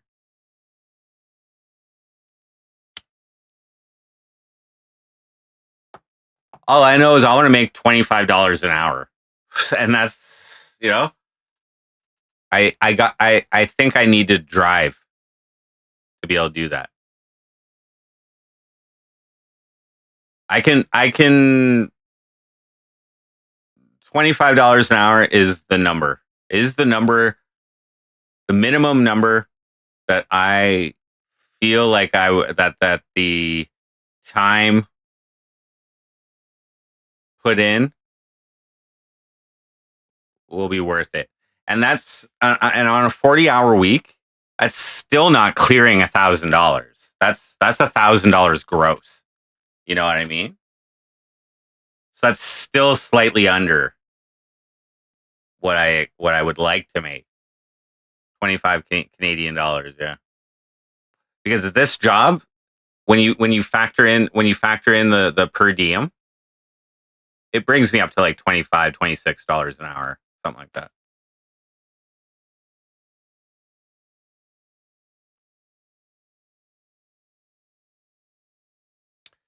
Okay, so HT before I was also like single at the time, you know what I mean? So it took me a little bit of time to kind of like realize and know what I want. You know what I mean? And yeah. So my priorities changed when I got away from MC Frosty and I got into the real world and I started, and it felt good to make good money and you know what I mean? I and like, getting back with Heartbeats was like, I'm very thankful for that. And I that just like, helps give everything a purpose. You know what I mean? So, but there's my options are open. My options are open. That's all I'm saying. It's actually a good thing.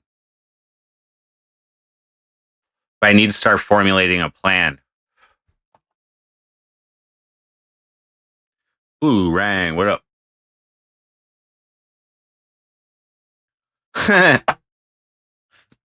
Binge? What do you mean?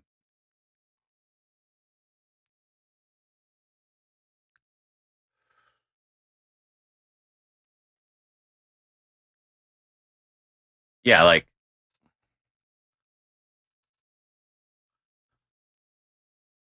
we'll see what's gonna happen. Big Mac in Canada, they're pretty expensive. I think they're like $6.99. I could check my McDonald's app right now. They usually give on the app. They usually give like a deal, $8.99 for a combo. Otherwise, I think it's $9.99 for a combo. I eat McDonald's here and there.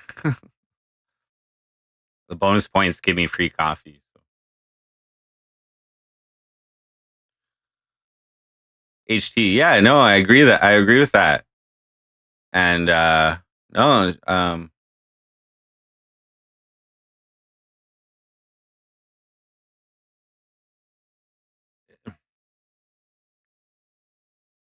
and like, it's just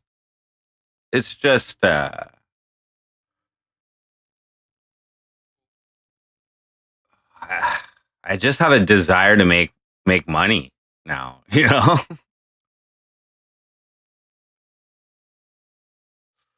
like, and the things that can afford, you know. So we'll see, we'll see.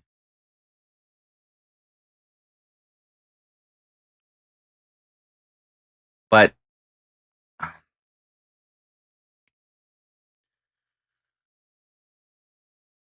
I gotta like the job that I have first off, a little bit, at least. I gotta like it a little bit, and I can find interest in a lot of things. You know what I mean? Especially if I'm learning something new. You know what I mean? Like I'm interested in learning about something, and then I like also like learning something and then like doing well at it as well as I can. Like I like doing that. I like being good at things that I'm taught and that I'm paid to do. So that can apply to like a lot of places, but we'll see. We'll see what's up.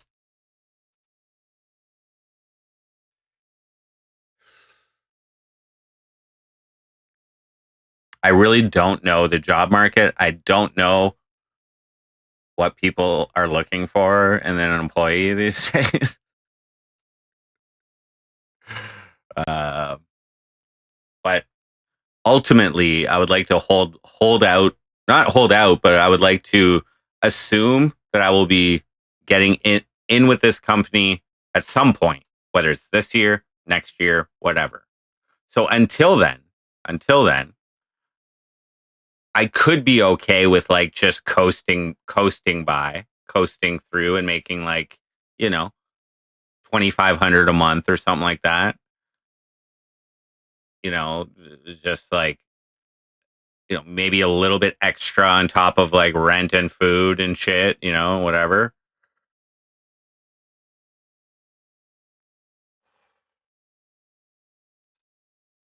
But no. And like, I don't know. I don't know. Probably if I just go for it, I'll just find something, but I don't know.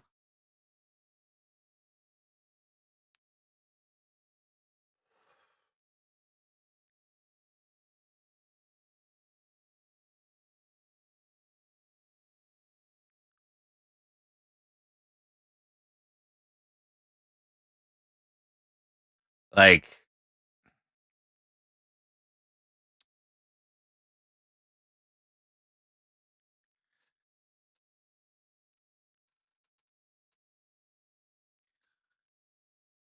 here's okay, let's pretend for a second that somehow I was able to figure out a way to like make revenue with MC Frosty again. All right. Now I've never made $1,000 a week in a month, but I have made $2,000 to $3,000 in a month before. But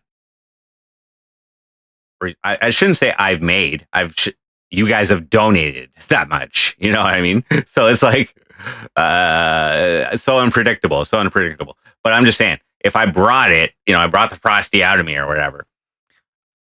I don't even know if I would want to do that again. I don't even know if I would want to do that again. I don't want to like is there a magic number on if I was making $10,000 a month or something like that, would I to be like supremo online streamer? You know what I mean? Like get a new fucking camera and whatever. do whatever, get some meta glasses and fucking start streaming with meta glasses or fucking whatever. I don't know. How much are those anyway? Anyway, I don't know if I would do it. It's like, ugh. But in short blasts, I could do it here and there when I have the opportunity. I could do that.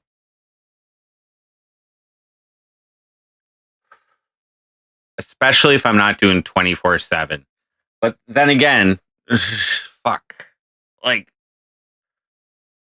bro, after 7 days of 24/7, like, it's crazy. It's crazy, man. Just having the camera on you the entire fucking day.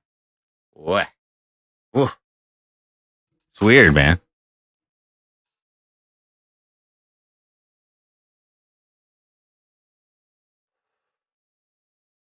No. I feel like apprehension. I feel apprehension about like applying for jobs, man. Because I guess I'm not that confident in my resume. I guess it's all how I word it. But like before I did MC Frosty, I was pretty confident in my resume.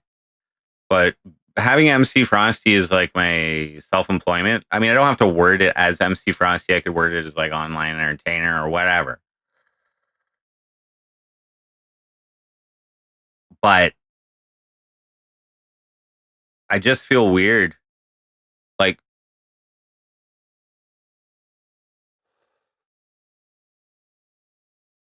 because I've held a supervisor position before, does that does and an assistant supervisor position at a different company. Does that automatically qualify me for a fucking supervisor position? And like if they call that company that I was a supervisor for and just ask them about me, even if it was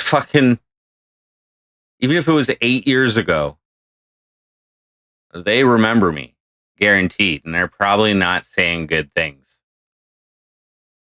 They did wrongfully terminate me.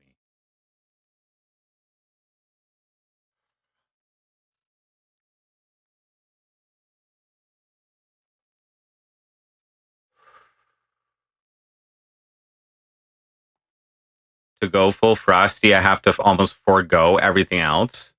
No, it's not that I forego everything else. It's that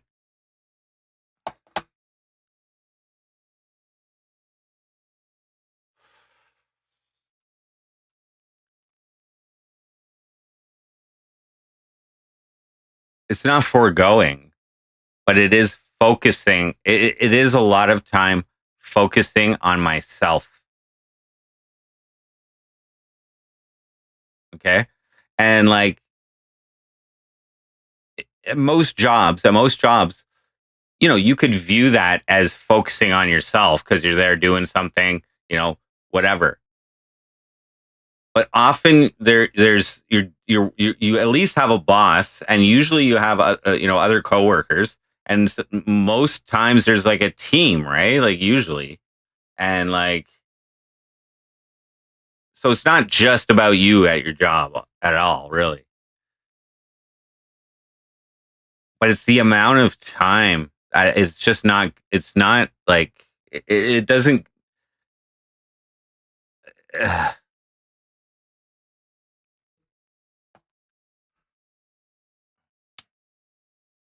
It disconnects. It disconnects me, man.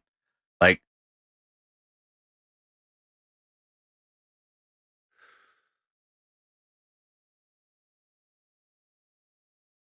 I don't know.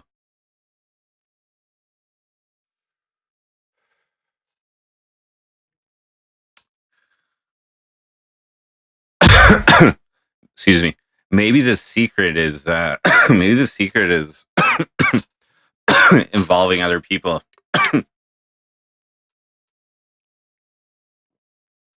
Like I don't know.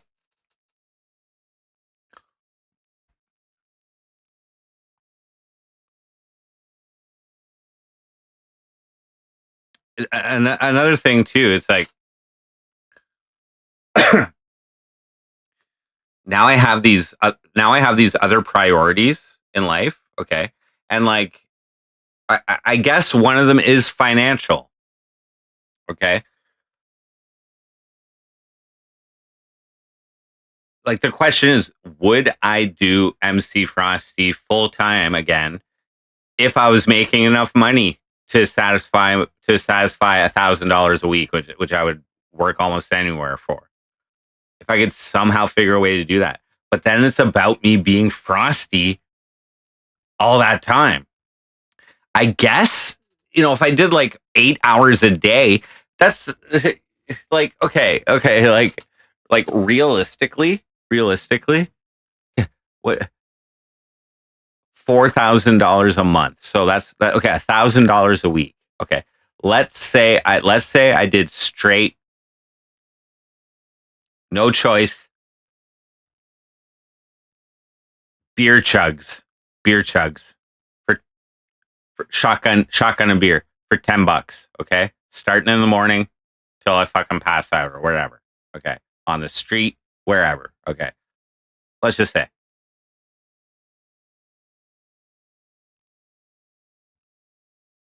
So I would need like 10 donations per day, 10 beers a day.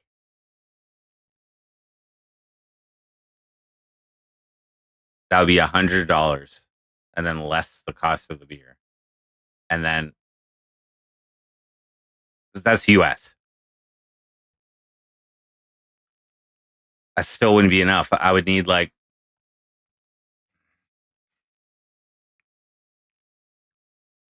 oh wait, would that be enough? Yeah, that would be like $130. Yeah, that would be enough.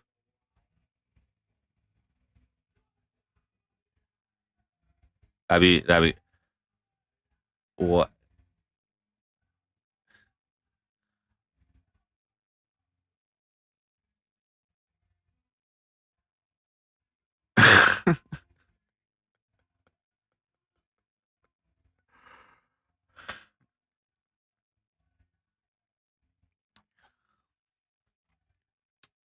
Oh my god! Just get drunk every day for a week, 5 days maybe.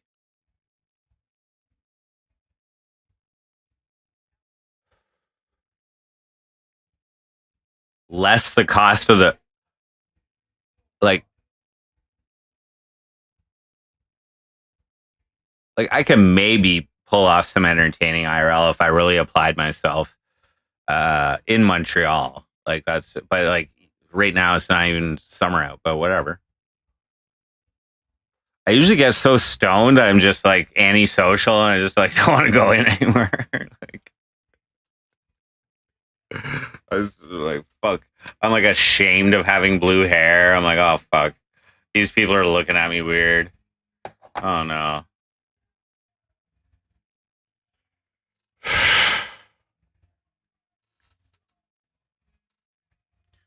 Longest you worked with one company was 4 consecutive years. I worked for a company 10 total years, and I did like 3 years, and then I did a couple more years, and I did 5 years. So three different stints.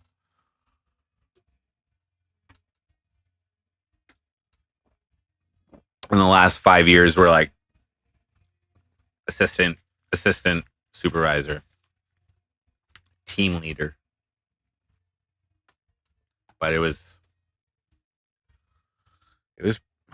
only 25 hours a week. Actually, when I became a team leader, it was 35 hours. So it was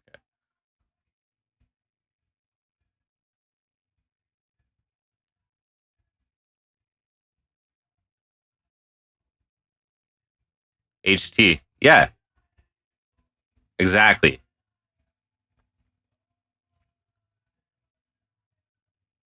Exactly. But here's the thing. What that's the thing with this last job that I had, which is why I like it so much, is that they like the way I was able to reach $1,000 a week was because of the overtime, which was like every week, pretty much at least 10 hours of overtime, almost pretty much every week. There was one week where I had a shorter week, so there wasn't many hours, but like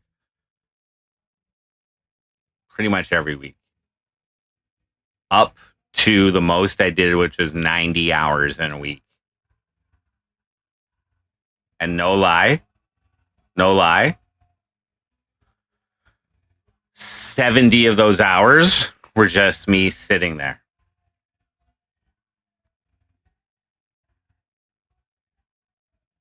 Like if you added up all the actual work I did, which is like filling the tank, helping to pump water from wherever, maybe about 20 hours.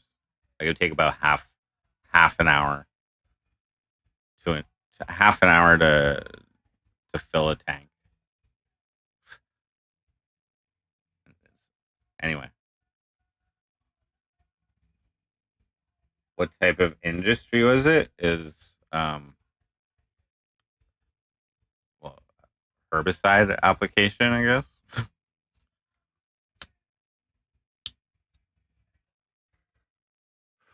Oh wait, what type of industry is the other company that I worked with? Oh, it was telemarketing. When I was there 10 years, yeah. And I left there because they tried to raise the benefits program, the cost. A company bought the company from the guy in Cornwall. A Montreal company bought it, and they wanted to switch our benefits plan over to the provider that they had, the group insurance. And with that came a substantial increase. Like I was paying like $6 or $8 a week for my group coverage, and it went up to like $33 a week or $30 a week or something. I was like, so, and it was like same coverage, just different company. And I was like, no. That was like a 10% decrease in my pay, basically. Like, fuck off. So I quit. I tried to get severance. I said it was a constructive dismissal. It was like the equivalent of them giving me a pay cut. So I took it to the labor board, and anyway, I lost round one, but I'd found a better job by then. So yeah, that's another thing. I could legitimately. I don't even know why I didn't think of this already. I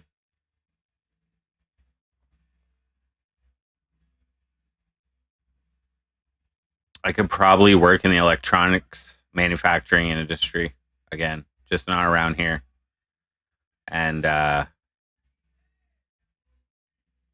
yeah, actually, I forgot about that. I did enjoy that job when I was a fucking boss, when I was a coordinator, supervisor, running my own line of manufacturing electronics, PCBs and shit. Yeah, that was a good job. And I was there for 3 years, 2.5 years.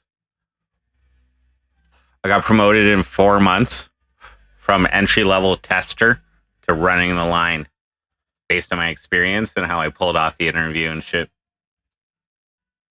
And like my repertoire and like, but I went in there and did my shit, and I excelled at testing, like something that you had to be able to like put the machines in, like put the boards in, fucking plug them all in a certain amount of time. Cause everything by there is measured by like the time in each section. So like you got to keep it up, and fucking, I did it. And that job, you were allowed to listen to music while you worked. So I was like, fuck yeah. That was so sick.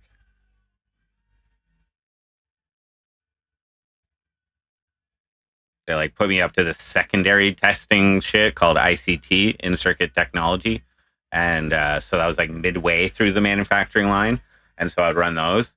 And I remember one time they had a backlog. They had a fucking backlog, and I went in there on overtime, and I cleared it all out, bud. Like there was like some kind of bottleneck earlier in the fucking shit that like fucked shit up, and or something happened, like they put the wrong part on a bunch of boards, and it maybe passed the first some. Anyways, I don't know, but something got backed up, and I had to go in there and clear it out, and I fucking did it. And then like a month after that, I was running the line. Like my supervisor got fired, and then I took her job after being there for 4 months, and I beat people out who were there for like fucking 10 years applying for that job. But they ended up firing me wrongfully.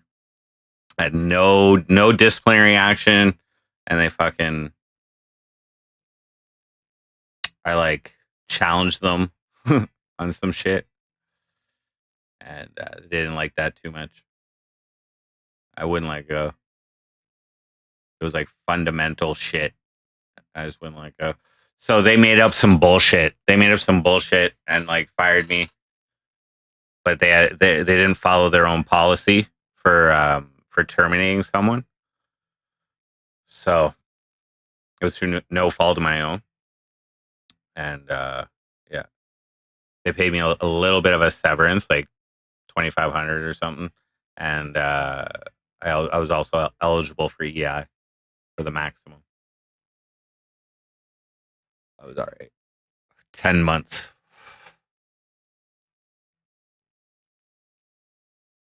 Yeah. So, well, I didn't even think about this.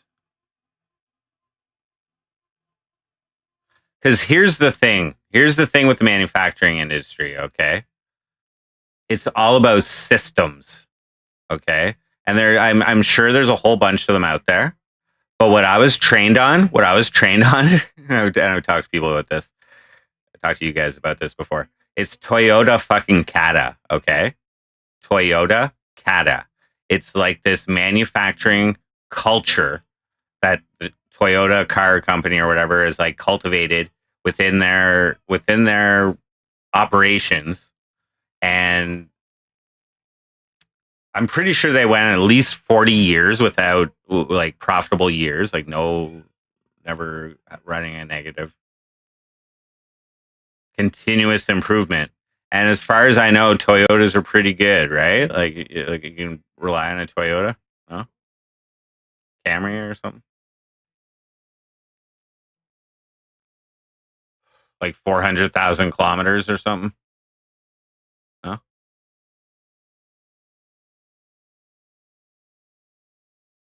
Yeah. So it's all about continuous improvement. So like I'm pretty fucking well trained in that. I haven't applied it.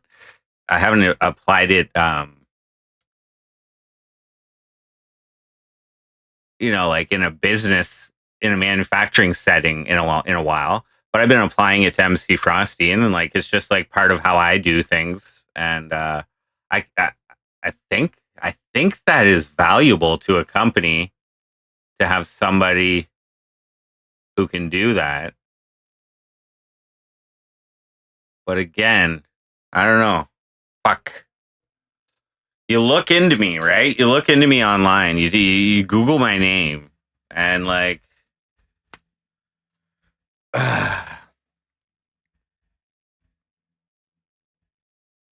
like, like,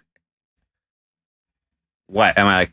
Yeah, I wouldn't bother calling my previous employer. I'm just saying, they probably don't have good things to say about me, but they're fucking idiots. You know? Do I write that on my cover sheet? Like, old school Dave.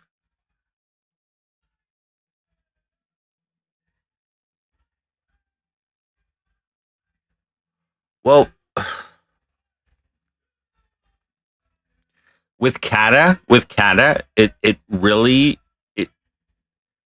it all depends on what your targets are, and like everything kind of relates to each other. You know what I mean? But you have different departments basically. Okay, they handle like the whatever your company's goals are. So like a lot of goals within corporations and shit is like customer satisfaction, right? So like, you know what I mean?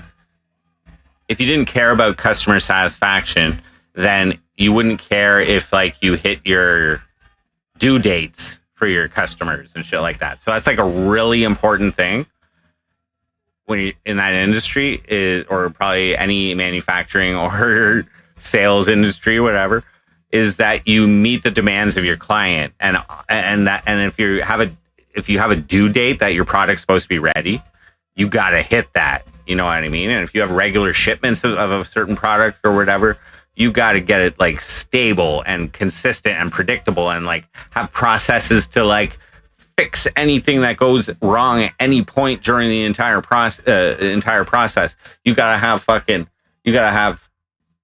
oh, what are they fucking called? Anyway, they're like instructions on like how to do every little task. Like everything is documented. So if there's a question, if somebody doesn't want to do something, they can just go on the computer system, they can type it out, and here's all like work instructions basically. And then and then you get people during the process who like, this is inevitable. And this is why Kata is important, okay? Because in like true Kata, you don't necessarily, just because you're the supervisor, you don't necessarily view yourself as above everybody, but you're like part of the team, okay? Your job is just to make sure everything fucking goes smoothly, and you're like, anyway. But what inevitably happens is people start changing. So, not everybody, but some people start changing how they do things. Like they start getting to know something, like because they're hands-on, they start getting the experience, and they're able to try different things out on how to do the processes. And often they find a better way to do it. And there's no way, being the boss, unless you're watching everybody every little second, you're observing everything. But then they're like, oh, those are the times that they do follow the instructions perfectly. But when they find an improvement, a key part of Kata is that they can report that improvement to you as the supervisor, and then you go and watch them do it, and you time it, and that kind of shit. And if you're getting shit done faster or whatever, then the supervisor would like implement that into the work instructions and like change all the shit.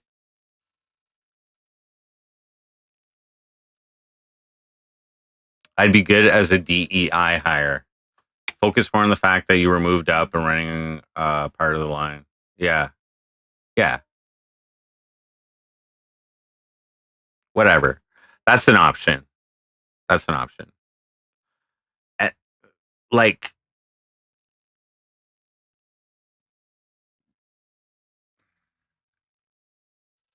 you know, I don't know. That's like career type shit.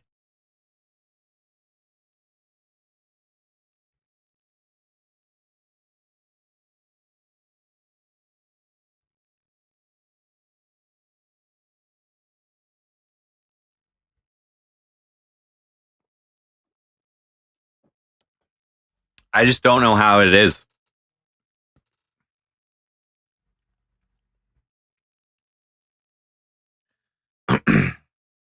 I would probably have better luck using like a headhunter. You know what I mean? Like finding someone like one of those agencies, like a, like placement agency or whatever they're called. I think they take like a cut of your earnings, or they have a deal with the other company. A time and options. Oh yeah, yeah. But what I'm also saying is that like I definitely enjoyed the work that I had. I hope to like it's not even over for that. You know what I mean? Like whatever.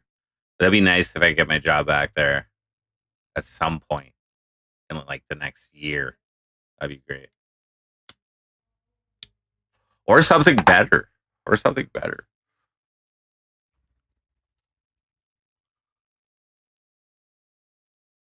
But yeah, 4,000 a week.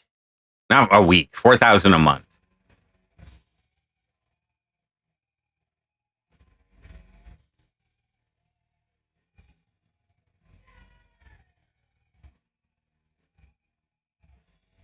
Take advantage of this time I'm in, yeah.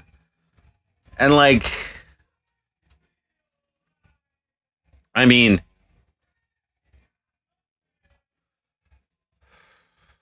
fuck. I ain't saying leverage trading is the option, you know, but like maybe I can like flip some crypto. I haven't been fucking paying much attention to it. Like I don't even remember. I've been so like trying to figure out this leverage trading and losing every time except for like once at once. And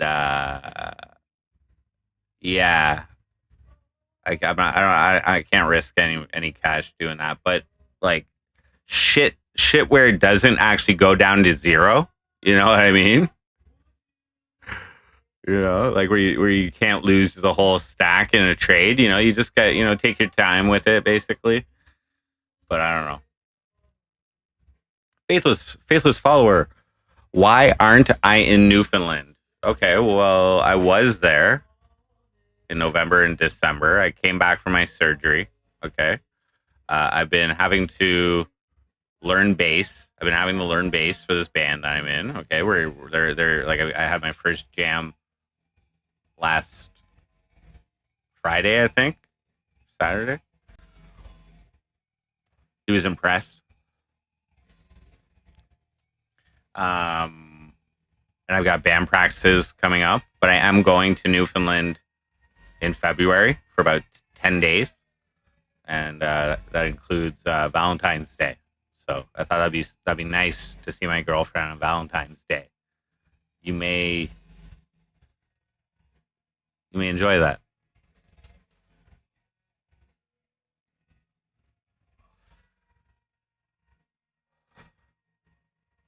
The band is well. The plan. My okay. So like, I would rather move her down here than me move back there permanently because my daughter's here. So I move her and her son here. So eventually. So we're willing right now. We've decided to do the long distance thing. And I'm basically going to be figuring it out financially to be able to make that happen at some point. Maybe not this year, but hopefully next year. Now, that plan involves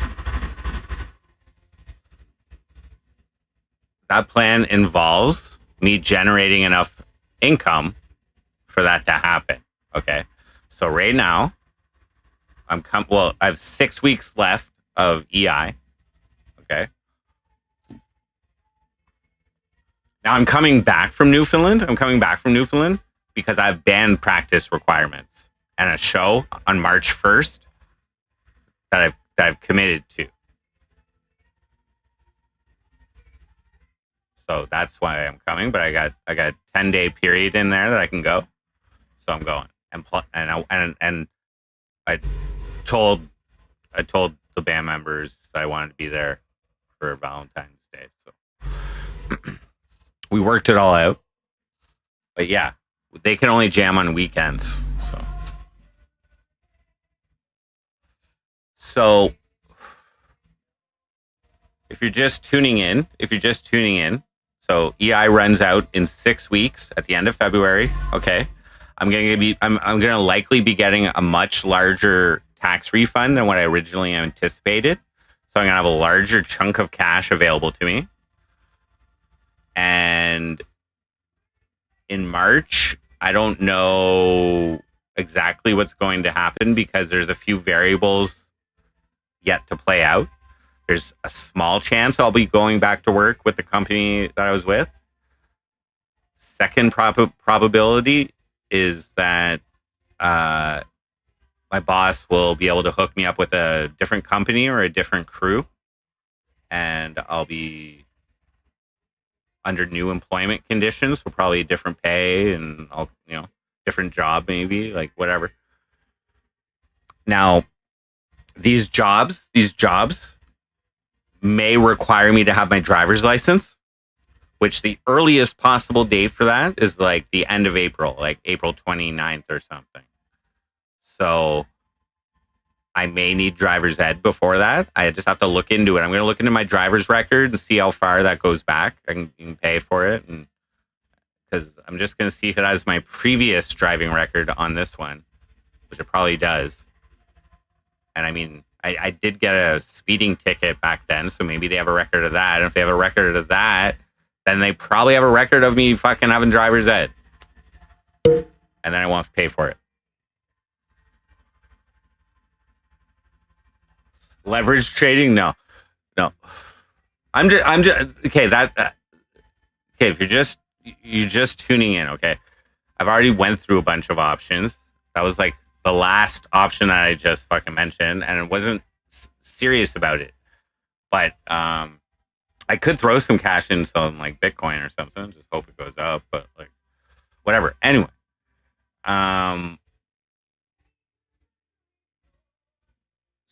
so either way, I'm probably not going to be able to work until I get my license. Just saying.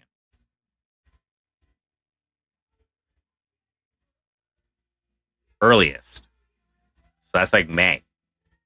So I got these 2 months at least. Where I won't be on EI. So there's no guaranteed income. So, but I'll have a bunch of cash. Like at least 5K. Okay. And that's like if I really splurge when I go see Heartbeats, which I might, because I can. But anyway, yes, I'm playing bass. Can't imagine me driving. I drove for 10 years.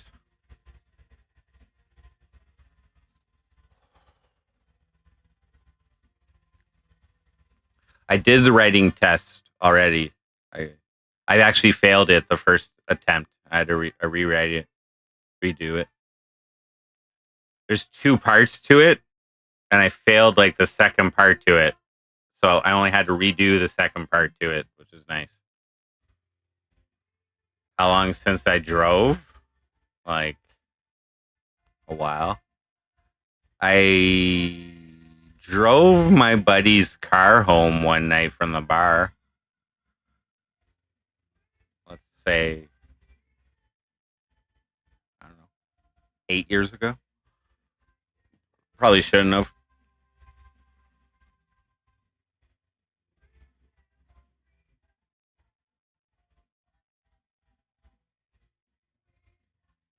Go back to Goose Park. So I'd like to remain available for this company to be able to like if he calls me up and needs me to work, I'm there. You know what I mean?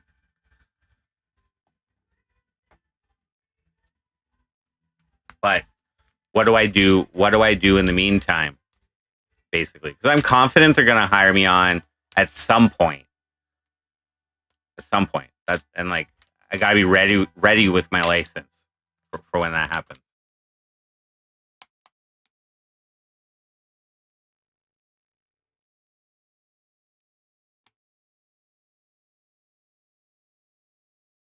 But I might miss out. Like they might not be able to get me in for any certifications this year. So, anyway, there's that's all up in the air right now. The details are still to come on that.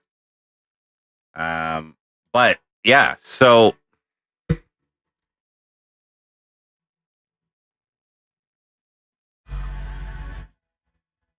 I'm definitely gonna go. I'm definitely gonna go see Heartbeats again in probably March.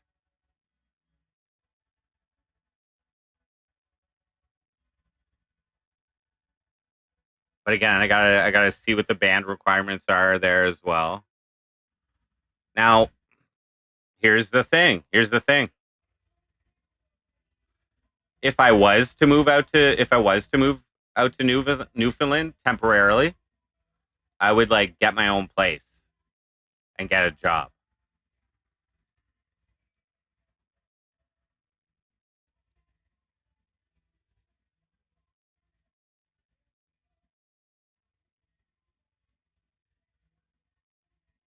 Unknown. What?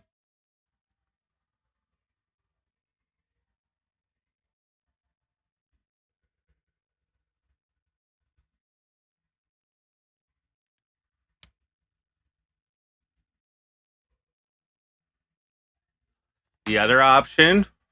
Fuck. The other option is to find something here, but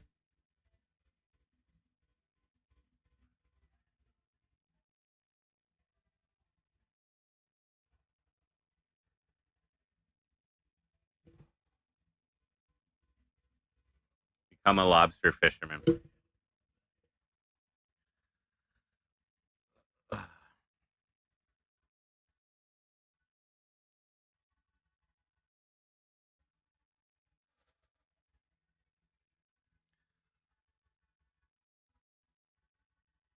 I really like the idea of like entrepreneurialism, you know? Like a business, running a business. Like uh can I, can can I start a business with like 3K that's gonna start turning profit right away? Huh.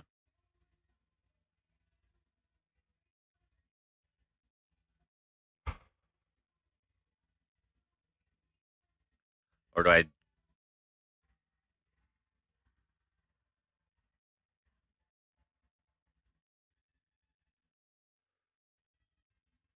Okay, so faithless follower, can you move to Newfoundland temporarily and move back to this room for job season? So if I knew for sure that I was hired on and I was just waiting for the season to start, I would probably keep this room active. Like I would pay it monthly, and then I would go to Newfoundland for however long. But at some point, there's gonna be another show with this band. I'm just saying. Like the goal in my eyes that I would hope for is to like eventually move everything down here. So having my license helps for that as well because then I can drive a U-Haul or something, like whatever. But I still need that that realistically happening. I can't say like I would be a little more confident about it this year if I worked a full season because then I get to see how much cash I can save and all this shit. But we're taking it slow. We're not rushing into anything, and we both know the situation. And my goal is just to try and sear as much as I can when possible, and then also like have a plan for income. Also have a plan for income. But there's a few options I need to weigh out, and I can't put too much thought into them right now because there's still possibilities. Like the likeliness is I'm gonna get working with somebody after I get my license, and it's probably not gonna be with this company, but it'll be someone that my boss hooks me up with. So that's likely what's gonna happen. But there's time in between there. There's time in between there.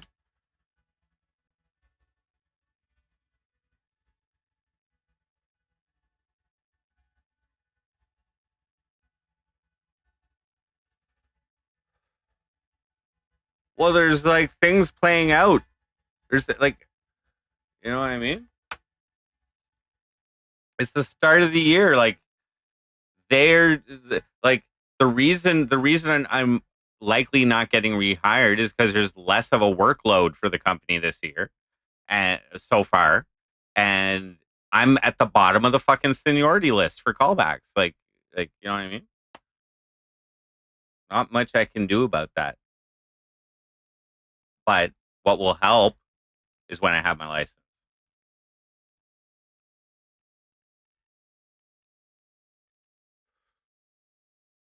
Well, like okay, so faithless follower, no plans for income. Okay. Well, I was actually talking about plans for income earlier. If you would have tuned in earlier, okay, assuming you haven't already gone through the whole stream. But here's a plan for income, okay?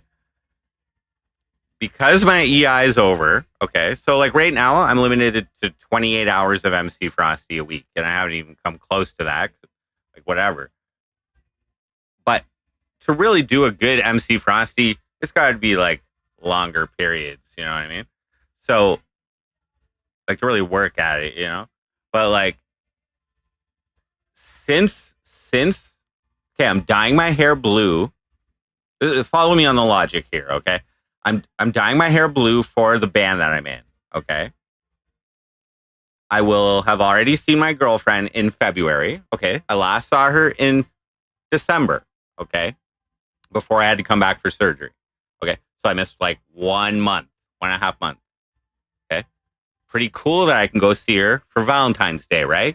I remember you gave me a hard time before about Valentine's Day. I don't know if you remember, but okay. I'm going to see her, okay? We're going to have a good time. It's going to be special, okay?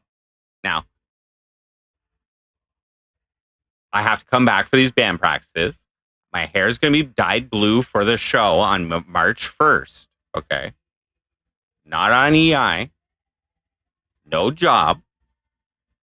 I will probably already have purchased my tickets to go see my girlfriend again in March because I want to and I can. I was thinking, since my hair will be blue, maybe I should do a little frosty. I should be a little frosty. You know what I mean? Like fucking, you know, at least like 5 days of frosty. I think I could do that, like in Montreal or something, or whatever. We could play day by day, fuck. I don't care.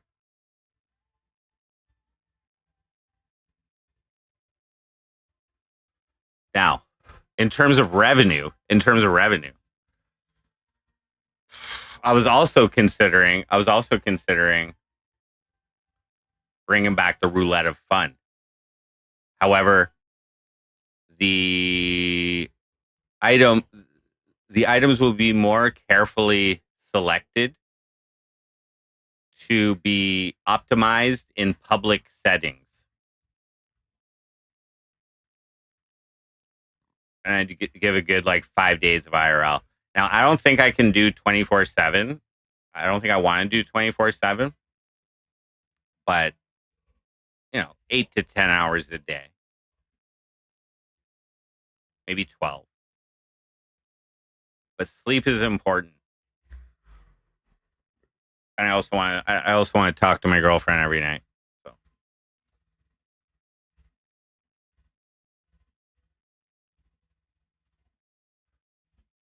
but even if the roulette of fun doesn't come into play, I'm just gonna try and do a better job streaming. I've also learned I'm not going to bring my gimbal around as much. It's going to be a less steady shot. But if I'm going in, I'll plan to go into places more frequently, and I do find it's a little bit better when people aren't giving you a weird look. You know?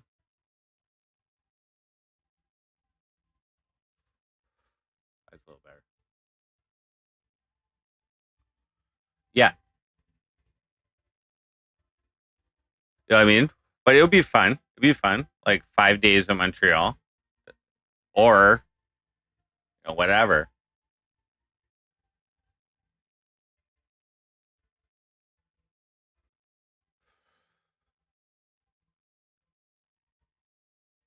Whatever. But that's an option. But I couldn't do that. I can't be Frosty like all the time. I can I don't know, man. Maybe I can, but I don't know if I have what it takes to do it like every day, all day anymore. I could do it for a week though. Maybe 5 days.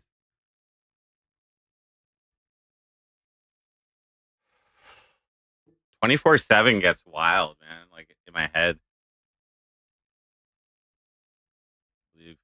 Well, it would be like kind of like I don't know. There's in my mind, there's no point me doing it if it's going to be the same as what I've delivered before in terms of streaming. It's got to be better. It's got to be better. Okay? And like if I was to do this for just 1 week, I think that and like with with the added discipline of having just worked a job for 4 months, okay? You know what I mean? Like doing things that I didn't necessarily like want to do, like I don't know what do I really want to carry this hose, carry this rope? Do I really want to be spraying this fucking thing? No. I want to be smoking some weed. But no, okay, whatever. So I'm doing things, So if I treat it even more like a job, I think that the resulting content will be much improved. However, I probably said this before, but to deliver that can't be stoned. And that's another thing. I don't work stoned. You know what I mean? No. When you gotta get shit done. So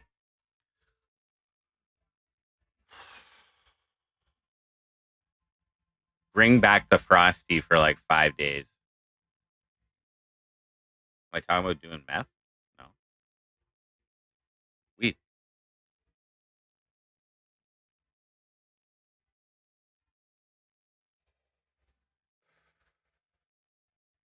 Yeah.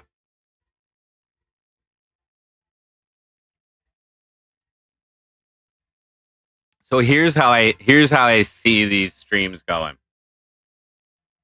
Now, ideally, the ideal situation, okay, just ideally,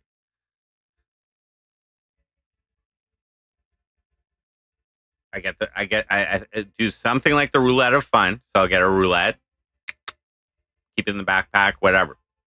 I would get a bigger one, but anyway, and we have things on there. We have things on there that are like good content while in public. So I would consult you guys. On that. And ideally, people would donate for me to land on one of those options. And then I have to do it just as it's been in the past. But there's also an additional element. To previous like donations is that I was doing MC Frosty consistently, and I was like, showing the real like, like the results of like the donations, pretty much. You know what I mean? And it was like everything was about my life was pretty much streamed, But now it's that I'm not doing it that often, which means I have to step it up even more just to bring it. Do I even have what it takes to do that? I don't even know.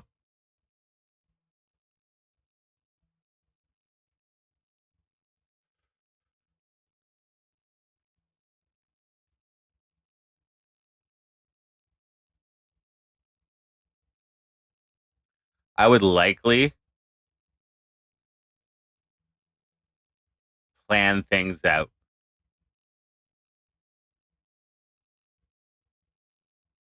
If I was to do that, I would look for things to do and do them.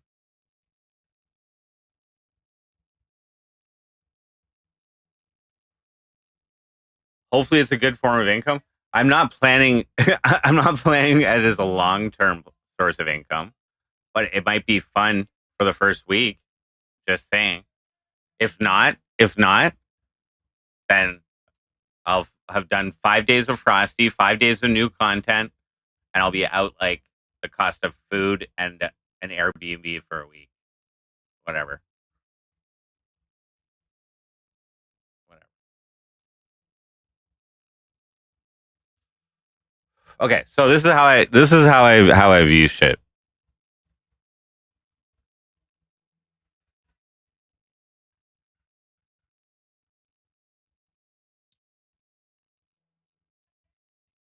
Wake up, turn the stream on, whatever. Shower, maybe not on stream, maybe shower first. I don't know. Whatever. I can be discreet. Or just start the day off, fucking cook some breakfast. Okay. Maybe while I'm in the apartment or whatever, the donations there are to like shotgun a beer. Let's just say no roulette or fun inside. And then after breakfast, we go out and we do shit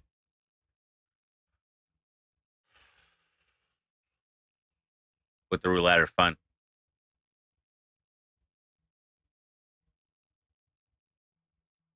So even if there's no roulette or fun, I'm just doing shit.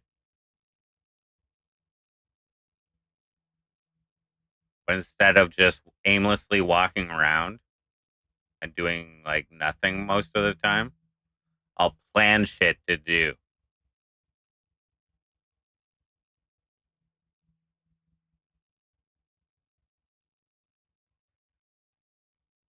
Maybe.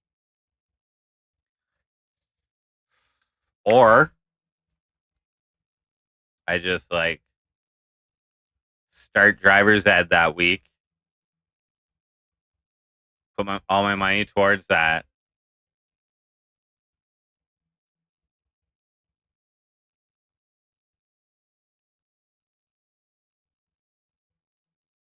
Just like, I don't know, man. I think we can have a little fun. I think it'd be fun.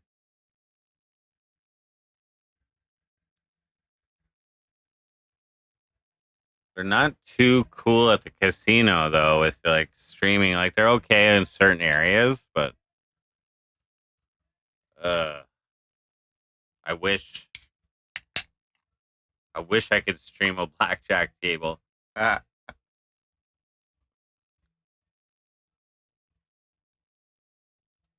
Oh, that could be a bad idea. Throw down like $500 on blackjack and just fucking go. I'm in.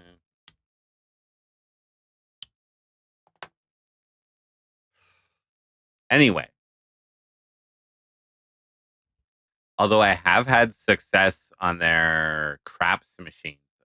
Fuck.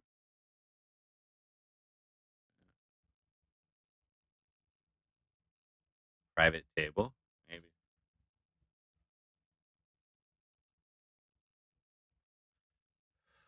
They were strict when I stepped in the wrong area last time. Like, fuck. Anyway, whatever.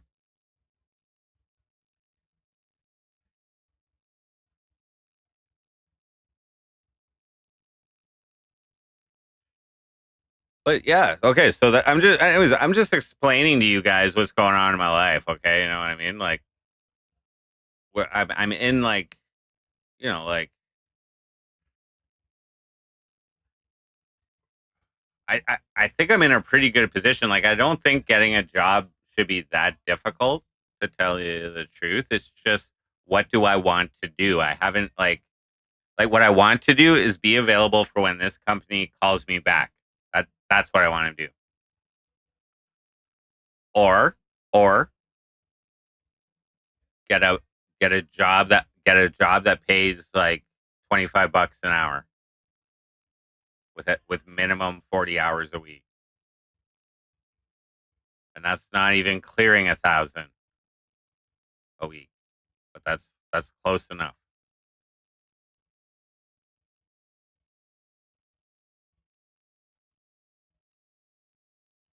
That'd be able that I could deal with that.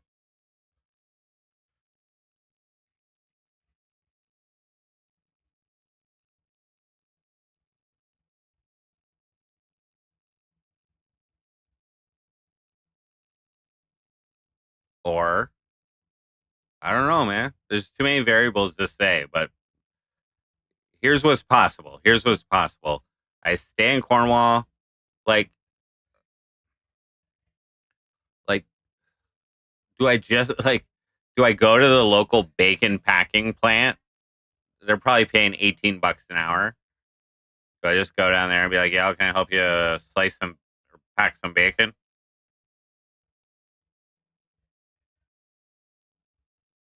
Like,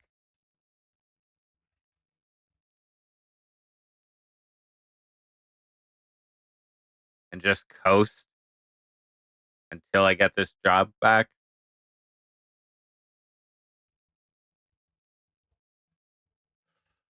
Or do I go to Alberta? Do I try and get a job in Alberta and make some big money, but probably doing a much more difficult job, and like probably dirty as fuck, maybe. I have to start working out. Do I think Canadians want to be American? I think you will find some who do and some who don't. Overall, probably not. I have questions about how that would work out. Like, just like what healthcare system is going to be adopted. Uh, you know, for my personal benefit, I think it would be easy for me to go to Florida now if that were to happen. I'm still banned from the USA. So if we were part of the USA, I think I'd be allowed to go. So that'd be all right. Florida is pretty cool.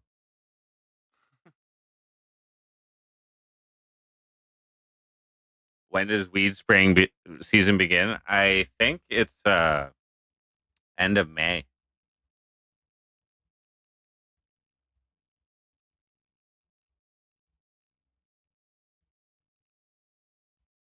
Yeah, guys, I'm at the phase right now where I gotta start considering all possibilities of what could happen. That's just how my brain works.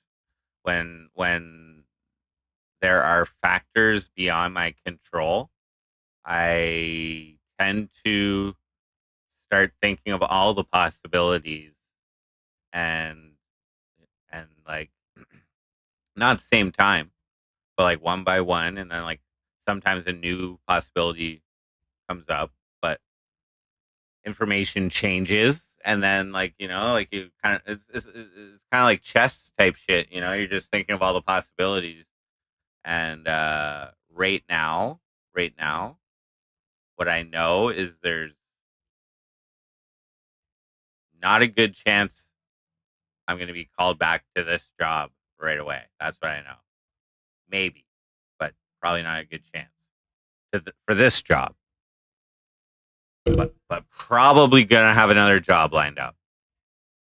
So that's the likely outcome. So I don't know why I'm fucking. I just have to wait. So in the meantime, I am going to go see my girlfriend, play in this band, and then do something.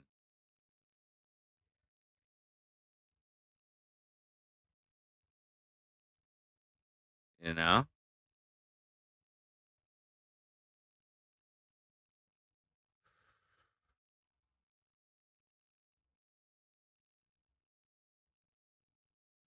like ultimately the most important thing, I'm being picky about saying a $25 an hour job or whatever. But ultimately the most important thing is to be able to survive and to live how you want to, I guess, under whatever conditions. And financially the most important thing is to at least break even. Is at least break even.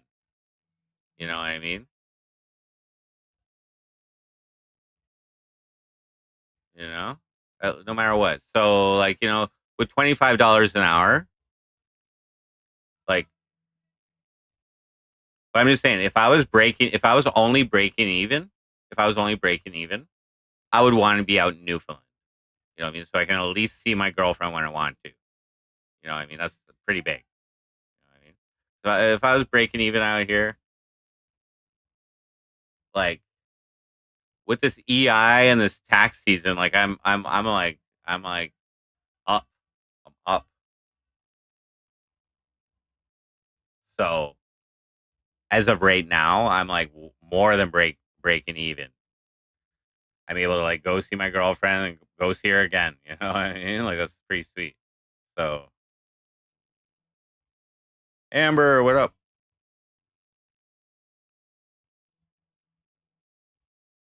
So you know now what I should do, okay, in all reality, okay, is Toyota Kata. Okay, I need to bring the Jordan Pops personal achievement consultant out of me. Okay, it takes a little bit of courage to do this because there's risks involved if you want to do this effectively, and there's a little bit of time involved as well. All right, but the first thing I do, okay, is I set a goal, a target. What do I want? What do I want? Okay, that's the first fucking thing with Toyota Kata. The ultimate goal. Okay. Now there can be conditions to this. There can be conditions to this. Okay. Like, but so here's the first goal. Here's the first goal.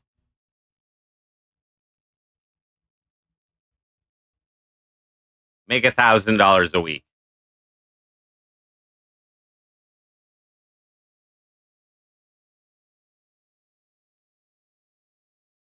Okay. Now that I, I guess that's almost like like because there's more ultimate goals. The ultimate goal is to move heartbeats down here. Okay, and make enough money to support a household for her, her son, and my daughter when she wants to be there. That's the ultimate goal. Okay? Just so you guys know. That's the goal right now. Okay, so making $1,000 a week is what I currently believe can sustain that at like a fairly, like at a comfortable enough level. At a comfortable enough level. Like that's to me at least because I will eat pasta all week. You know what I mean? If I have to, you know what I mean? Like whatever. But I think that's enough to have to pay for rent and have money left over for the rest. At least, at least. Now, now, okay. So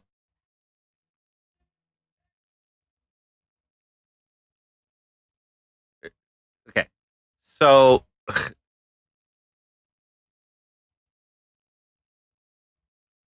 Jonathan Carpenter, what up?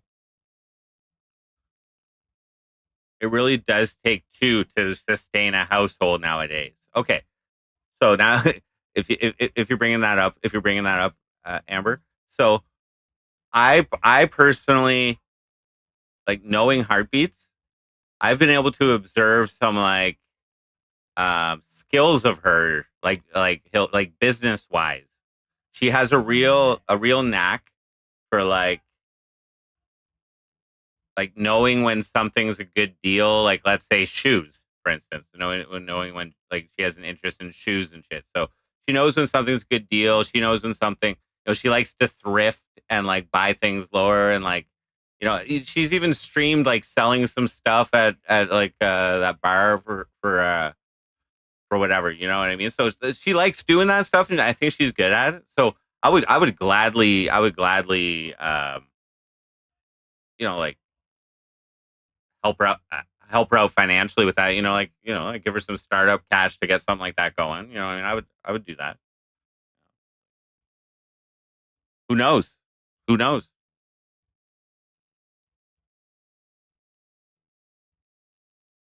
Kip, human feces handprints. Yeah, I don't know. I don't think it's that.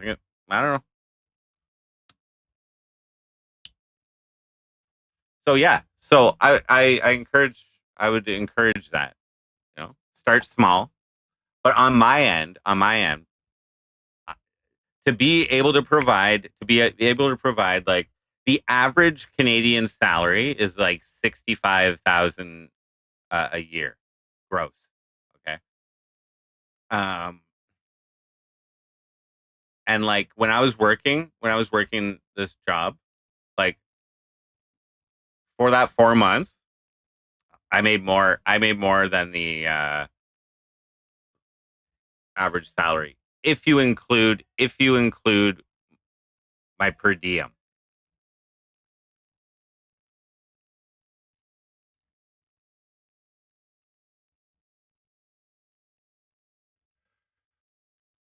I should whatever. Um, so here's the short term goal objective. Okay.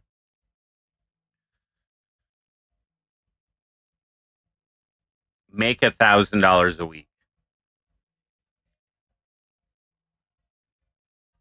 So basically now what it comes down to is scientific method. Scientific method. So you need to conduct an action or an experiment, let's call it an experiment, which will have the hypothesis, the expectation to bring you closer to your objective. Maybe not directly to it, but closer.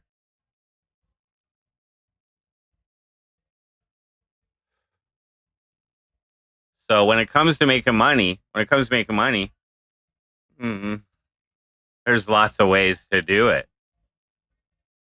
That's what I meant about conditions for making that money. So like, I personally don't want to do anything illegal to make the money. I'm past that. I'm past that. Okay. I'm not opposed to being employed.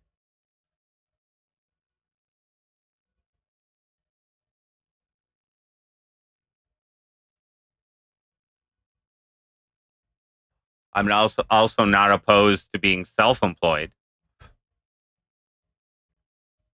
So there's like there's like a binary condition to making money. It's a binary condition. No matter how you look at it, no matter how you slice it, you're either employed or self-employed, right? Yeah, Amber, with the conversion, I think with the conversion of U.S. average income, I think is around 50. Uh, I believe U.S. is actually more in Canadian dollars. I think things are cheaper down there.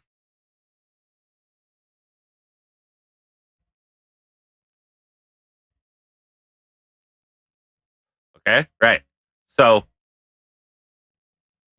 you got to kind of pick a path. Now you could be both. You can be both. That's also a possibility, I guess. So it's not really binary, but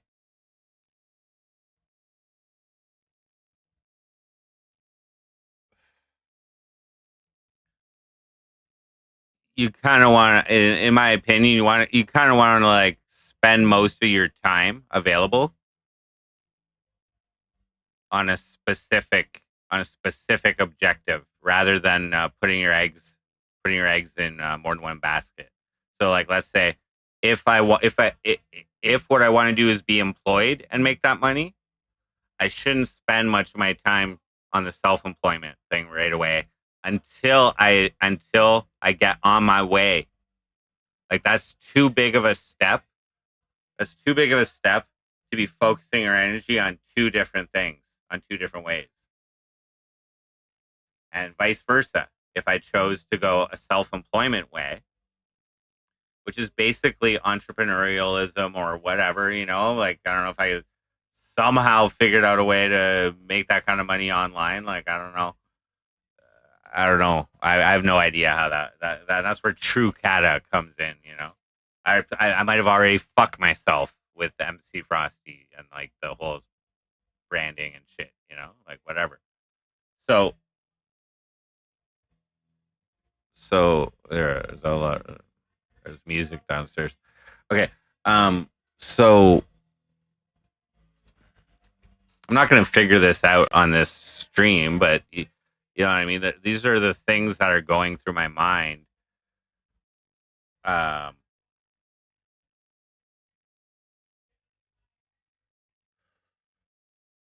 so like the first step, if I chose an employment path, would be to would be to look for jobs. Well, even before that, you got to set conditions. You got to set conditions like what do you want to do? What do you want to do? So it's not just making $1,000. If you really truly want to fucking do it, and there can be so many steps to get to the objective, but the quickest path to that is probably finding a job that pays that amount. And like, goddamn, the only way to find out is to apply for them, you know?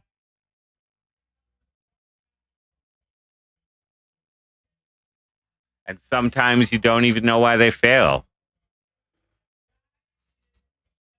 Or, or I fucking get my license, get a little car, and fucking DoorDash that shit somewhere. Crypto, ooh, no. All I did recently was leverage trade, and really, I had one winning night. I think I caught some of it on stream. I had one winning night, and other than that, there were times that I was up, and I just made a bad decision or for whatever. And anyway, last year I was like, I calculated it like 2 nights ago. My overall losses on leverage trading last year, 1,600. 1,600. So out of all that money I made with my job, like I'm getting a bunch of taxes back, but what I actually saw, well, I don't know. Okay, it was probably like 8%, 8% of what I made, something like that. What I netted. Wait, yeah, something like that.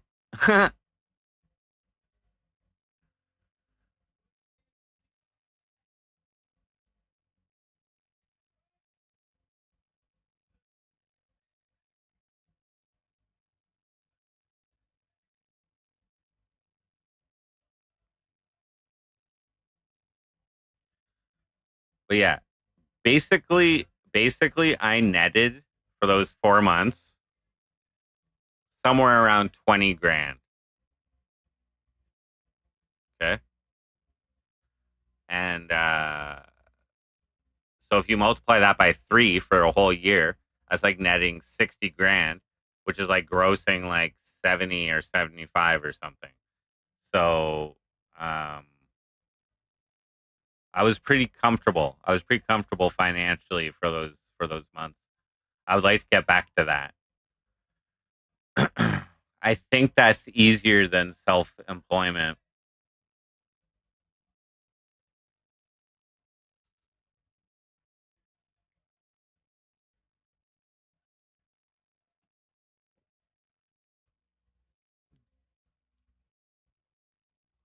XMR. I should have done a lot of things with crypto, but whatever. It's in the past. Right now, I don't know, man. I haven't even looked. Oh shit. Let's say I landed a job at a fucking electronics manufacturing plant. You know what I mean?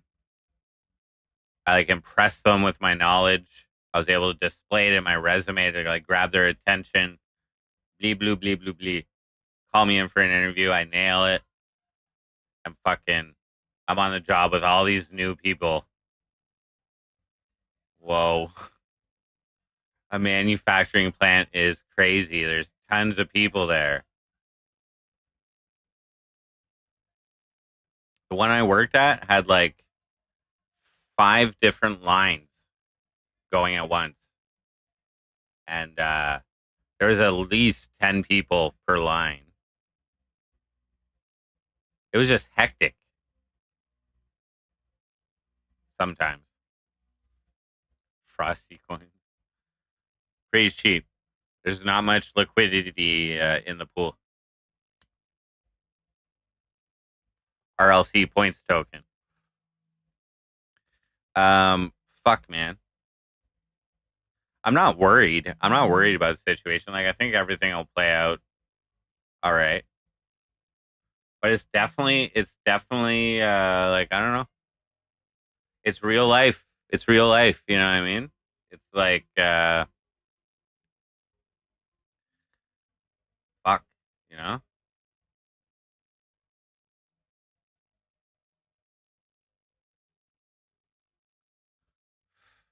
See, like,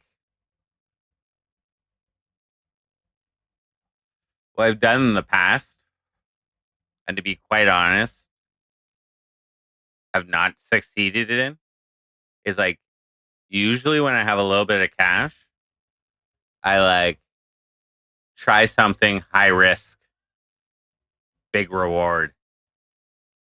You know what I mean? Doesn't work out.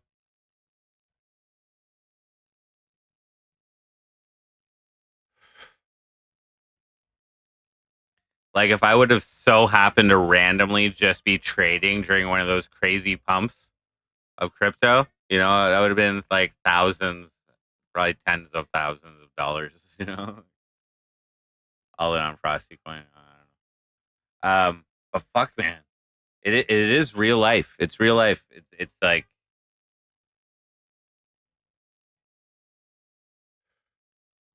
and that's another thing. I don't need to be making $1,000 like a week right off the bat necessarily, but if there's a path to get there, that helps a lot too. But like, That's another benefit of working with my friend as my boss is that I like my boss and I want to do well for him, you know? And that hasn't historically happened with me. Maybe at first, but then like I don't know. Unless you you know, unless you're doing something you really enjoy. Like I liked being a boss. But that's hard to get. That's hard to like walk into, you know? Like you got to be like really impressive.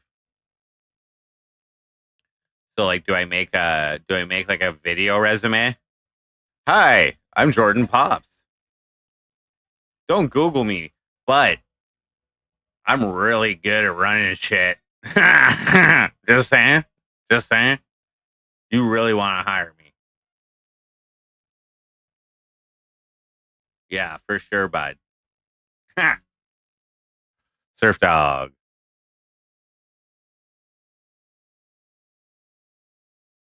Yeah, man. No, it's real life. It's real life coming at me. I'm just saying, EI's running out. Okay,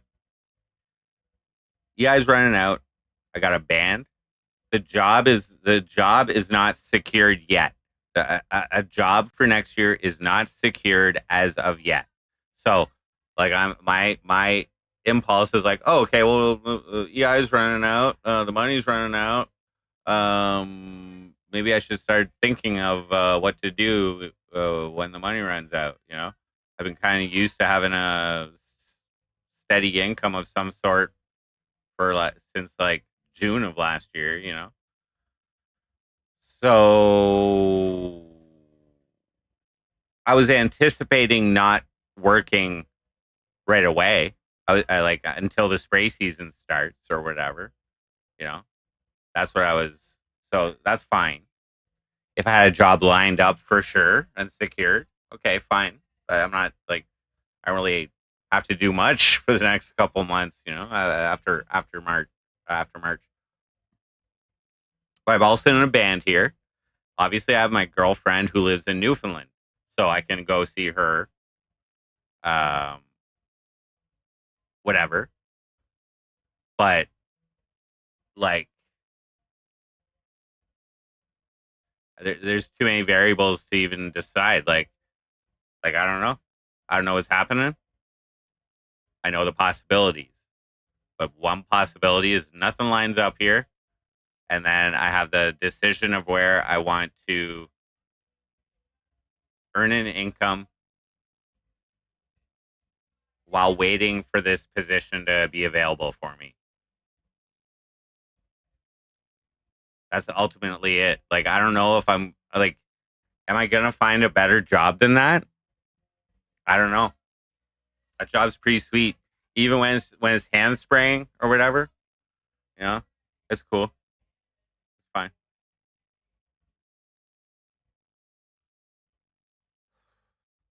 What's keeping HB from moving to Cornwall now? Well, she does have a son, and it would be a little bit quick. It would be a little bit quick notice to like pull him out of school and fucking it's kind of rough doing it mid year I think, and also I wouldn't want her to move down until I had some income secured. You know what I mean? Because bare minimum for me to get like a half decent place and for us to have cash left over, um, I would need to clear at least clear 3 grand a month. That's bare minimum. I don't want bare minimum. So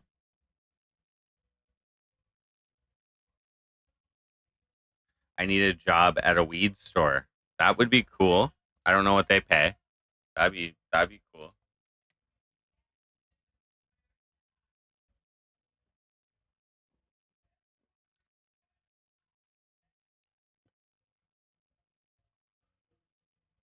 I need a job running a weed store.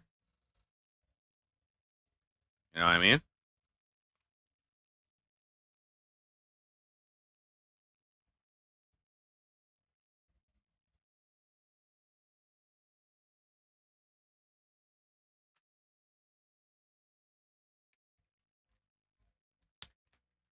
Does she not like the far poster? So yeah, but no, this has all been, like, even if I did have this job secured, I don't I don't think I would necessarily want her to move down this year. Maybe depends. Um, yeah, we'll see. We'll see. I also have that outstanding credit card debt, which I had planned to like take a good chunk out of. But yeah, we'll see.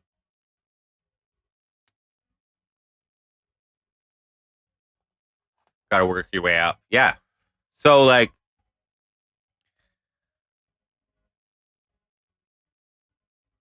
I don't know. I don't know. A real big advantage to finding the right employer is the overtime. Like that's where you make your money. But what I've found in Cornwall, a lot like again, I don't know too many I have much manual labor experience, but like the the the corporations in Cornwall and the companies that I've worked for in the past, they like try to keep overtime to a minimum. You know what I mean? They don't like paying that time and a half. They'd rather like hire more people or whatever, you know?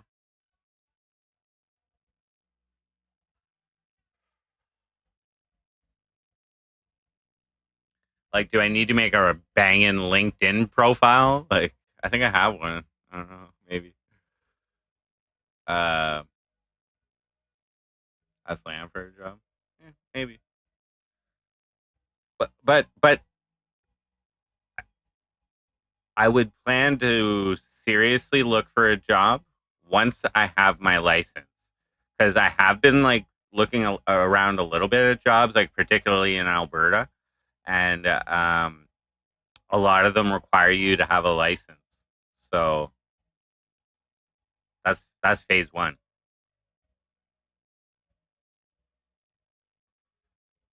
But do I look for something temporary for a couple months? Like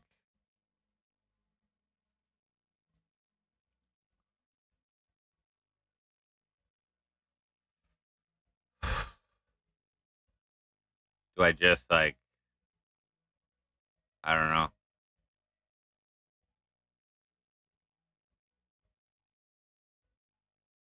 I I definitely have to take driver's ed though. Well, not definitely yet, but most likely.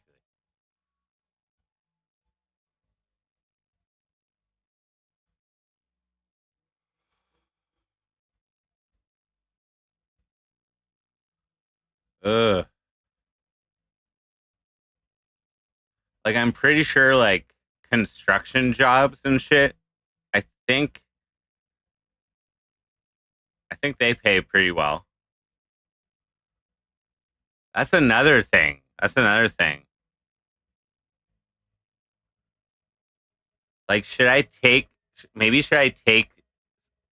some of this cash and like try and put it towards some type of apprenticeship or certificate, like whatever. Like maybe like one thing I do actually kind of enjoy. I haven't done it in a while, but I do enjoy coding, and I'm pretty sure that if I took a course in like in like a relevant programming language for whatever, I'm pretty sure I could figure it out.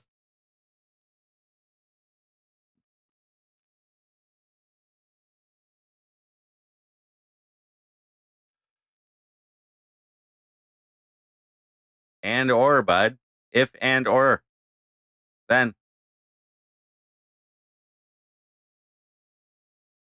do it for free. That is a good answer. Mm.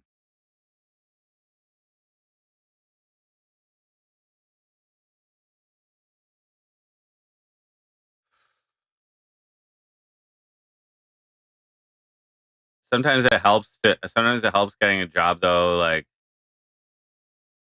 having having the certification, you know, little certificate,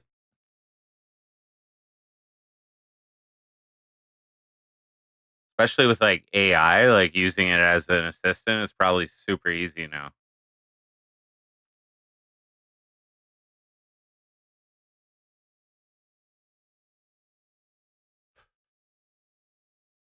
That would be a little project. Learning how to code with AI, like don't even understand the syntax. It's just like, okay, figure it out as they put it in. Like just learn from what it puts in.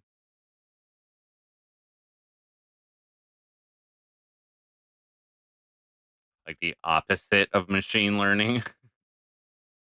Kind of what's going on. Like the AI is learning from us. The AI is learning from us, and then we're learning from it. You know what I mean? That's kind of weird.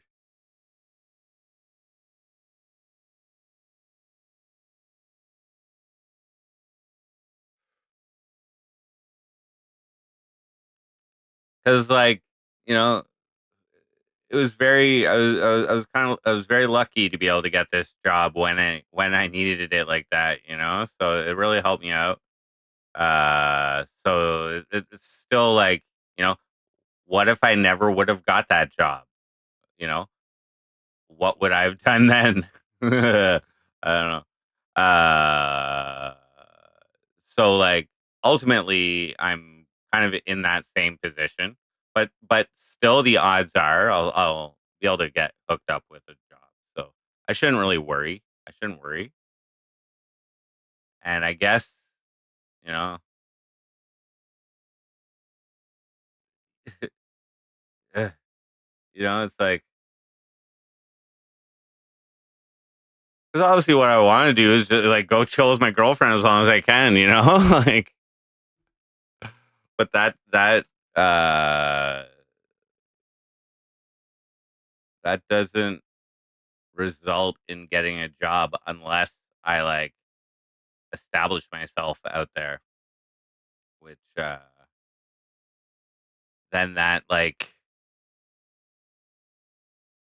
I don't know, weird. Get Linux. Um yeah, but that could happen.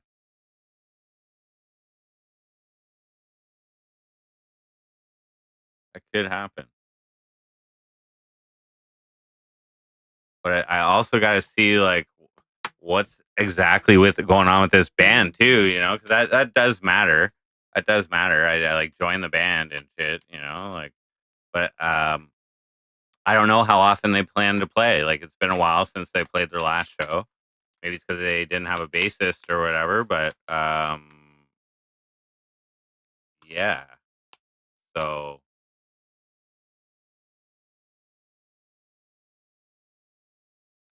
but all of that,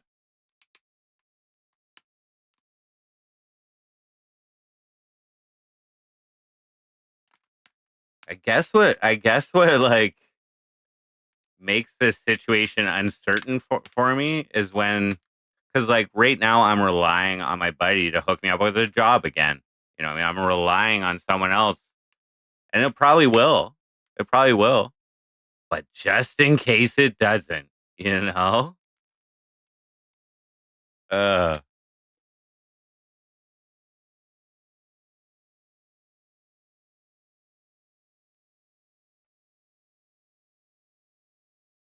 and like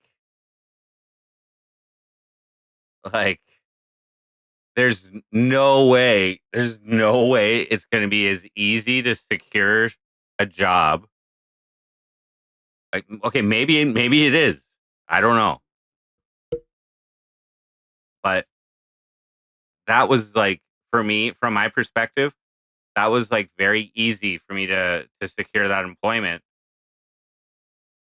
because he was the first person I asked. He didn't need a resume. You know what I mean? Just that alone makes it easier. There was no like interview process.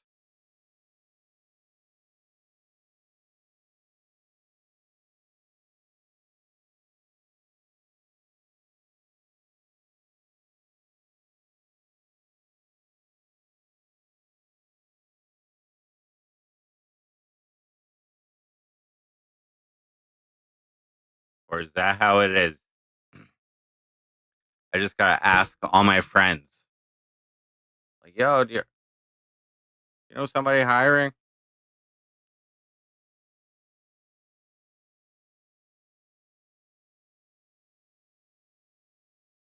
Like,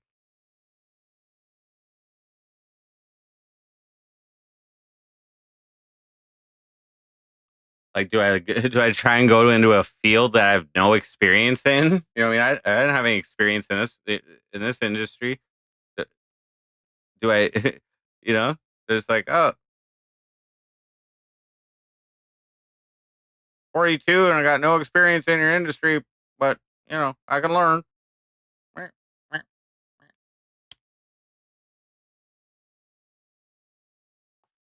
Oh, these old bones ain't what they used to be.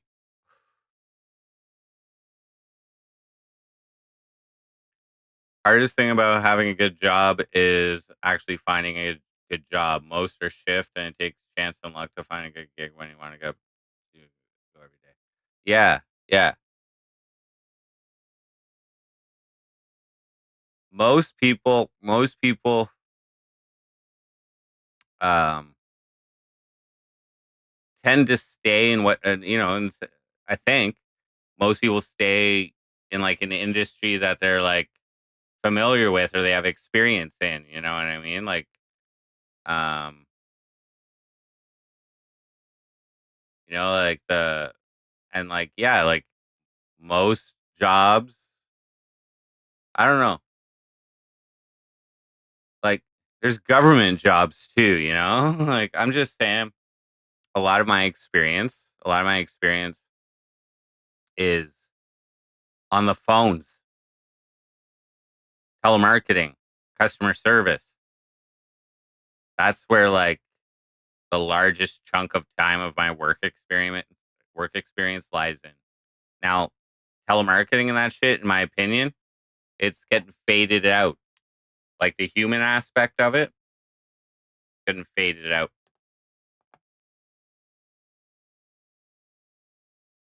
Maybe not customer service so much, but like AI is taking over, like y- the last call center I pretty much worked at, um, they were having the human operate two headsets, okay, when you got good at it. And you had a keyboard. You didn't say anything. You didn't say anything. It was telemarketing. Person answers, you press a button. And a recording comes up. You press like the intro button. You have like a hotkeys list of what everything says, and you kind of memorize it.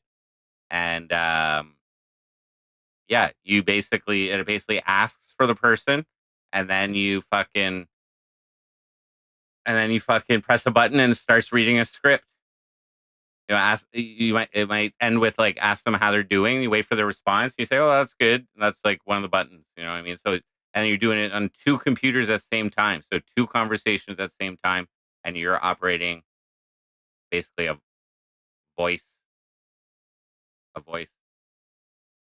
And I'm sure and that was like fucking what 10 years ago that I worked there. I don't know,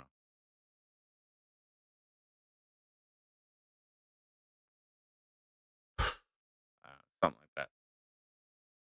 12 years ago. I don't know.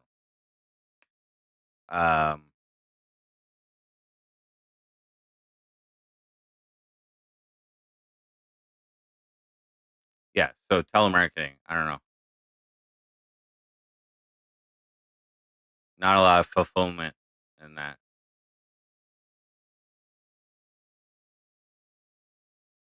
And generally, it's pretty low paying, in my opinion. BK Joe, what up? Um, yeah, no. So like, I don't know. Like, I don't think I want to go that direction. I didn't mind doing manual labor. Like, whatever, I'll do it. You know what I mean? But like, so it like again, I think it'll really help if I have my license. But this will all work out. I'll have a job lined up, and then it's just about figuring out what I do until that job lines up. Getting my license definitely got to happen. So that means I got to be here. I got to be here at the end of April, and there's probably gonna be band practices. So right now, what I've planned. Here's what I've planned. Okay, I'm gonna fucking go see my girlfriend in February. I'm gonna come back, rock a show on March 1st. Maybe I'll do Frosty for like 5 to 7 days in Montreal or something, mostly IRL. And then gonna go see my girlfriend again in March. That's the plan. And during that time, I will be like starting the online portion of driver's ed. And then once I complete that, I can book the required 10 hours of in class training. So I have to be here for that. And then by April 29th, assuming everything goes properly, I can get my license. But that could be longer. For all I know, they're booked up.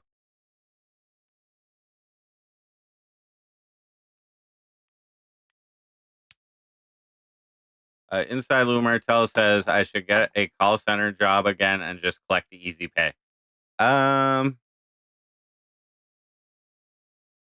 no, I want a good paying job. So I got to figure out how to get it. And it doesn't, it's, it's got to have overtime. It's got to have overtime. You know what I mean?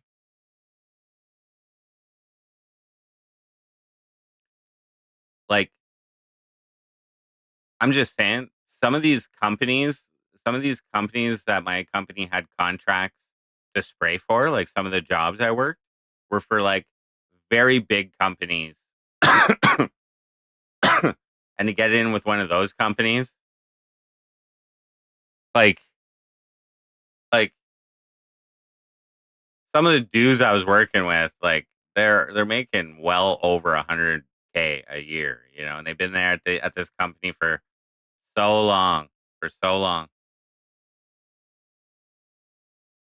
I like, but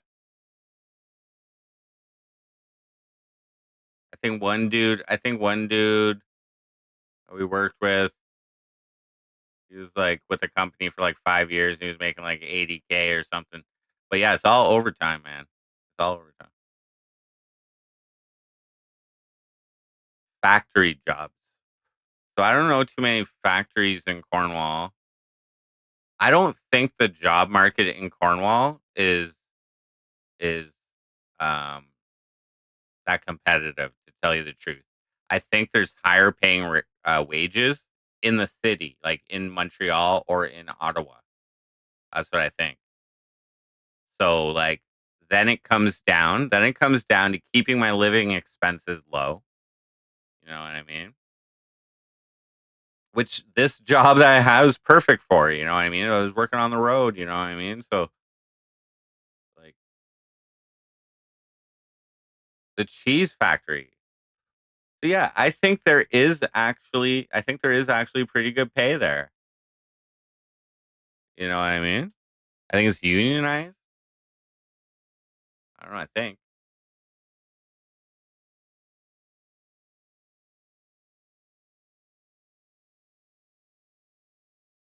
Like, what? Get a car?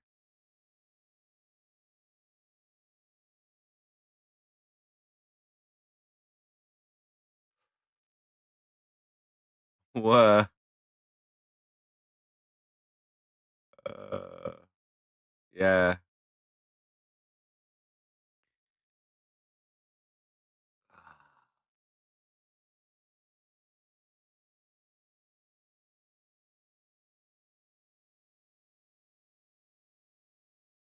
Yeah, I don't know, man. Lots of options. Lots of options.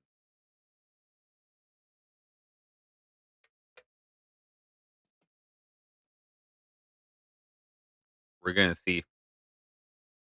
Maybe there's lots of jobs. I don't know.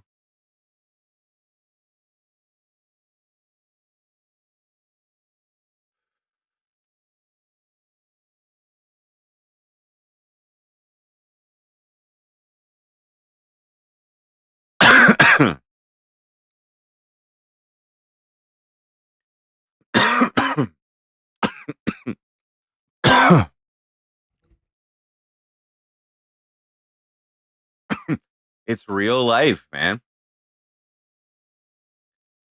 Damn. Gotta figure it out. That's what it's all about.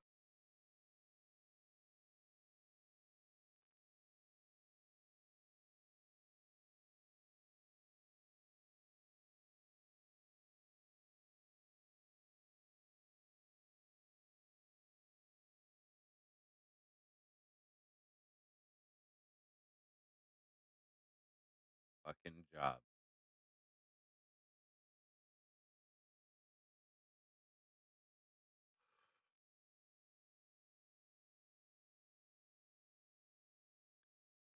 In terms of self-employment, though, what I wonder if I should just ask Grok, um, like a good business idea that would only need like $2,000 or $3,000 startup.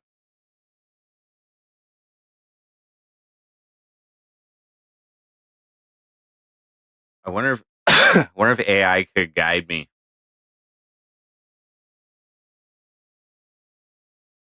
Legal.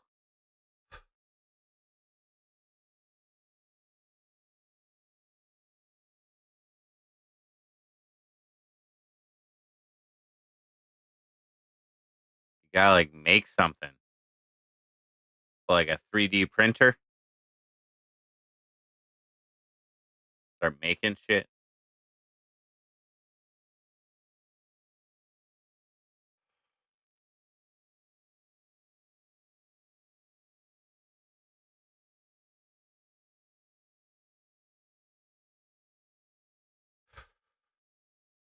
I don't know.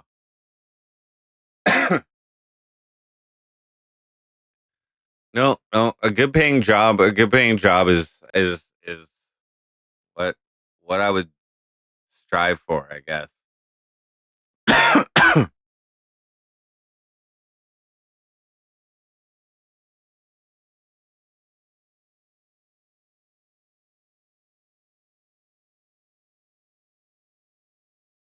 Maybe like an Amazon driver or something, you know? Get a remote job. Ooh.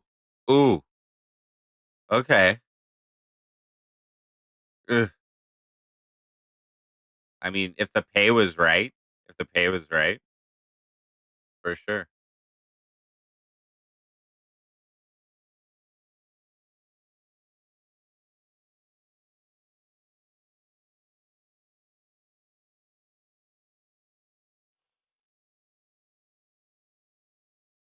Bing bang.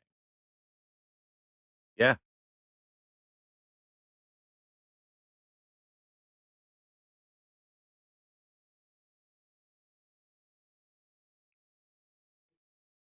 My typing skills are pretty good. Like, just saying.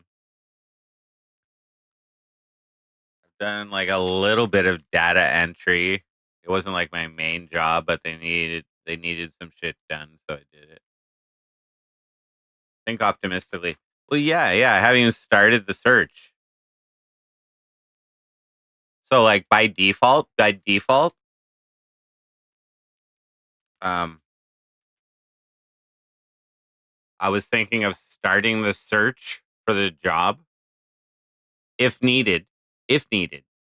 So that gives a lot of time for this to play out. But if needed, once I get my license, which could be as early as the end of April, and I think that's going to open the doors to me, like being able to drive for companies, or if they need it, or at least drive to the location with their vehicle or whatever. I don't know. Remote job. Yeah, maybe we'll see. I think this job that I had will pan out at some point. At some point. So it's just a matter of seeing what comes, if it comes, and if not, making it happen myself. You know, I don't know. I don't think. I don't think. I don't know.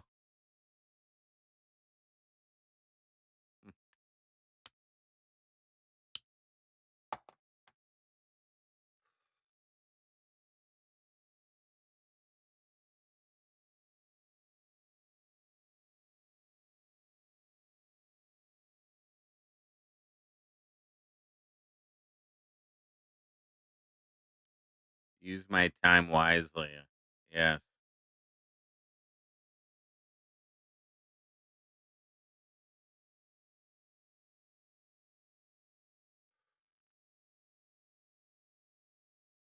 So yeah, guys, that's my fucking life. Um, lots to look forward to. Can't wait to see my girlfriend. Can't wait to play a show. Um, and hopefully something will come together for employment. But whatever, I'm prepared. I think getting a job is the correct answer. You know, at least trying, like a good effort to try. You know,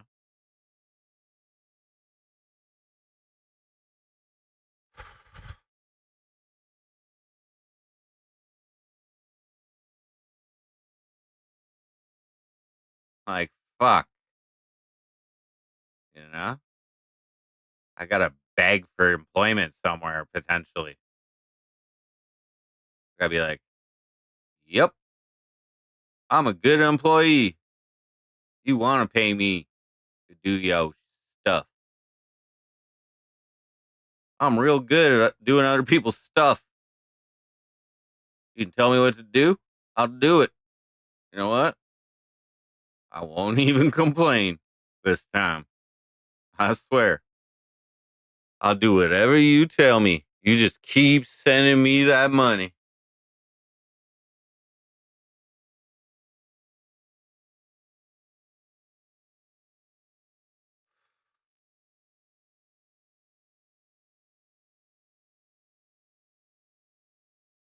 I haven't even looked at the job market. You know, like I don't even know.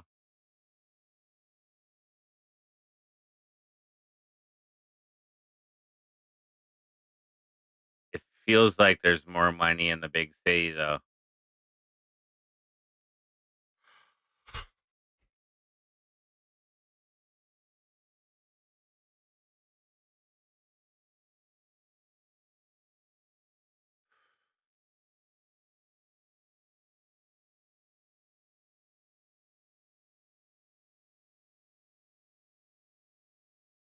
Do a gambling stream.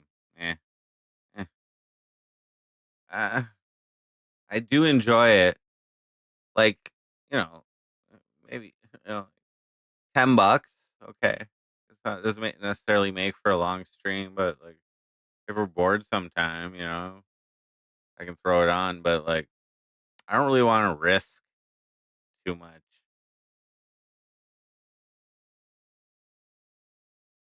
Even though I've been playing pretty good poker, you know. Doesn't cost a lot to get in those tourneys, but I'd have to start early in the day. I don't know. Not while not no.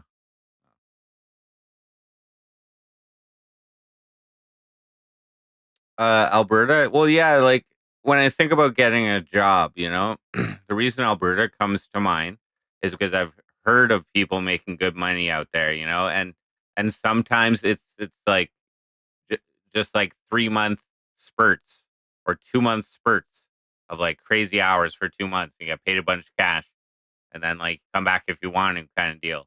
And, like,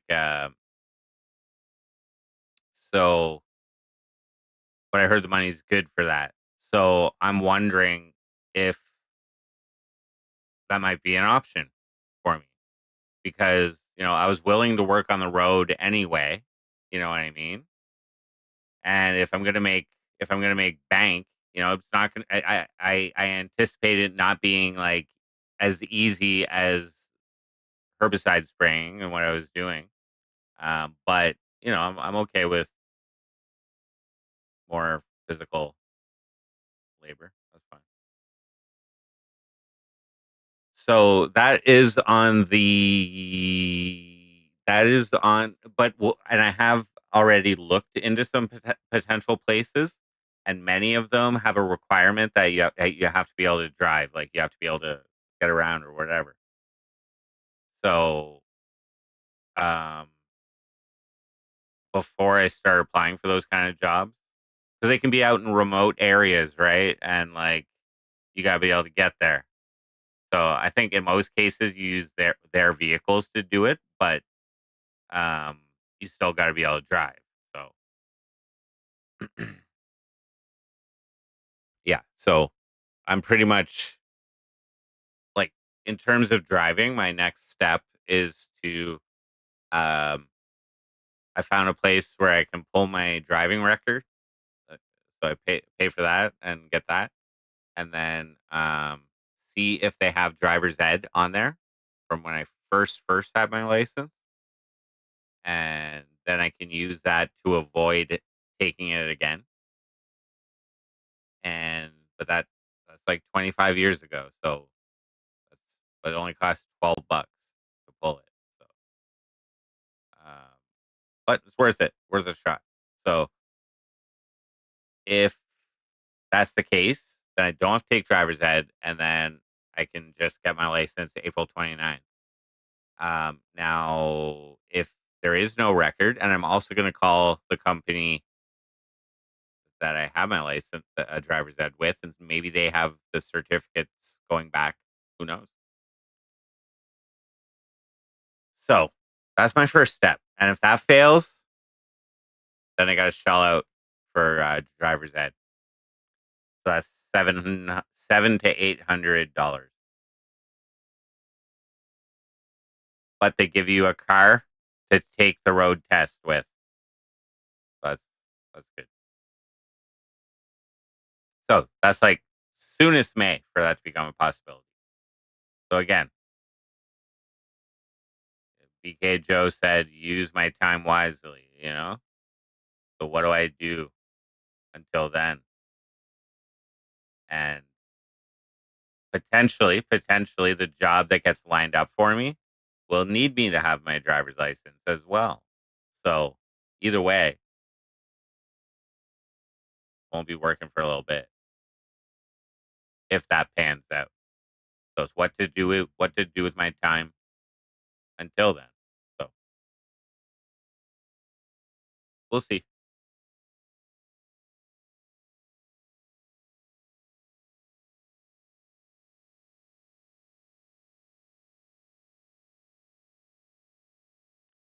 Unknown. Well, lately, um, I've been playing some Tetris. Um, yeah. Also, keep in touch with heartbeats. So, yeah, I think my rating's like 7,600 or something.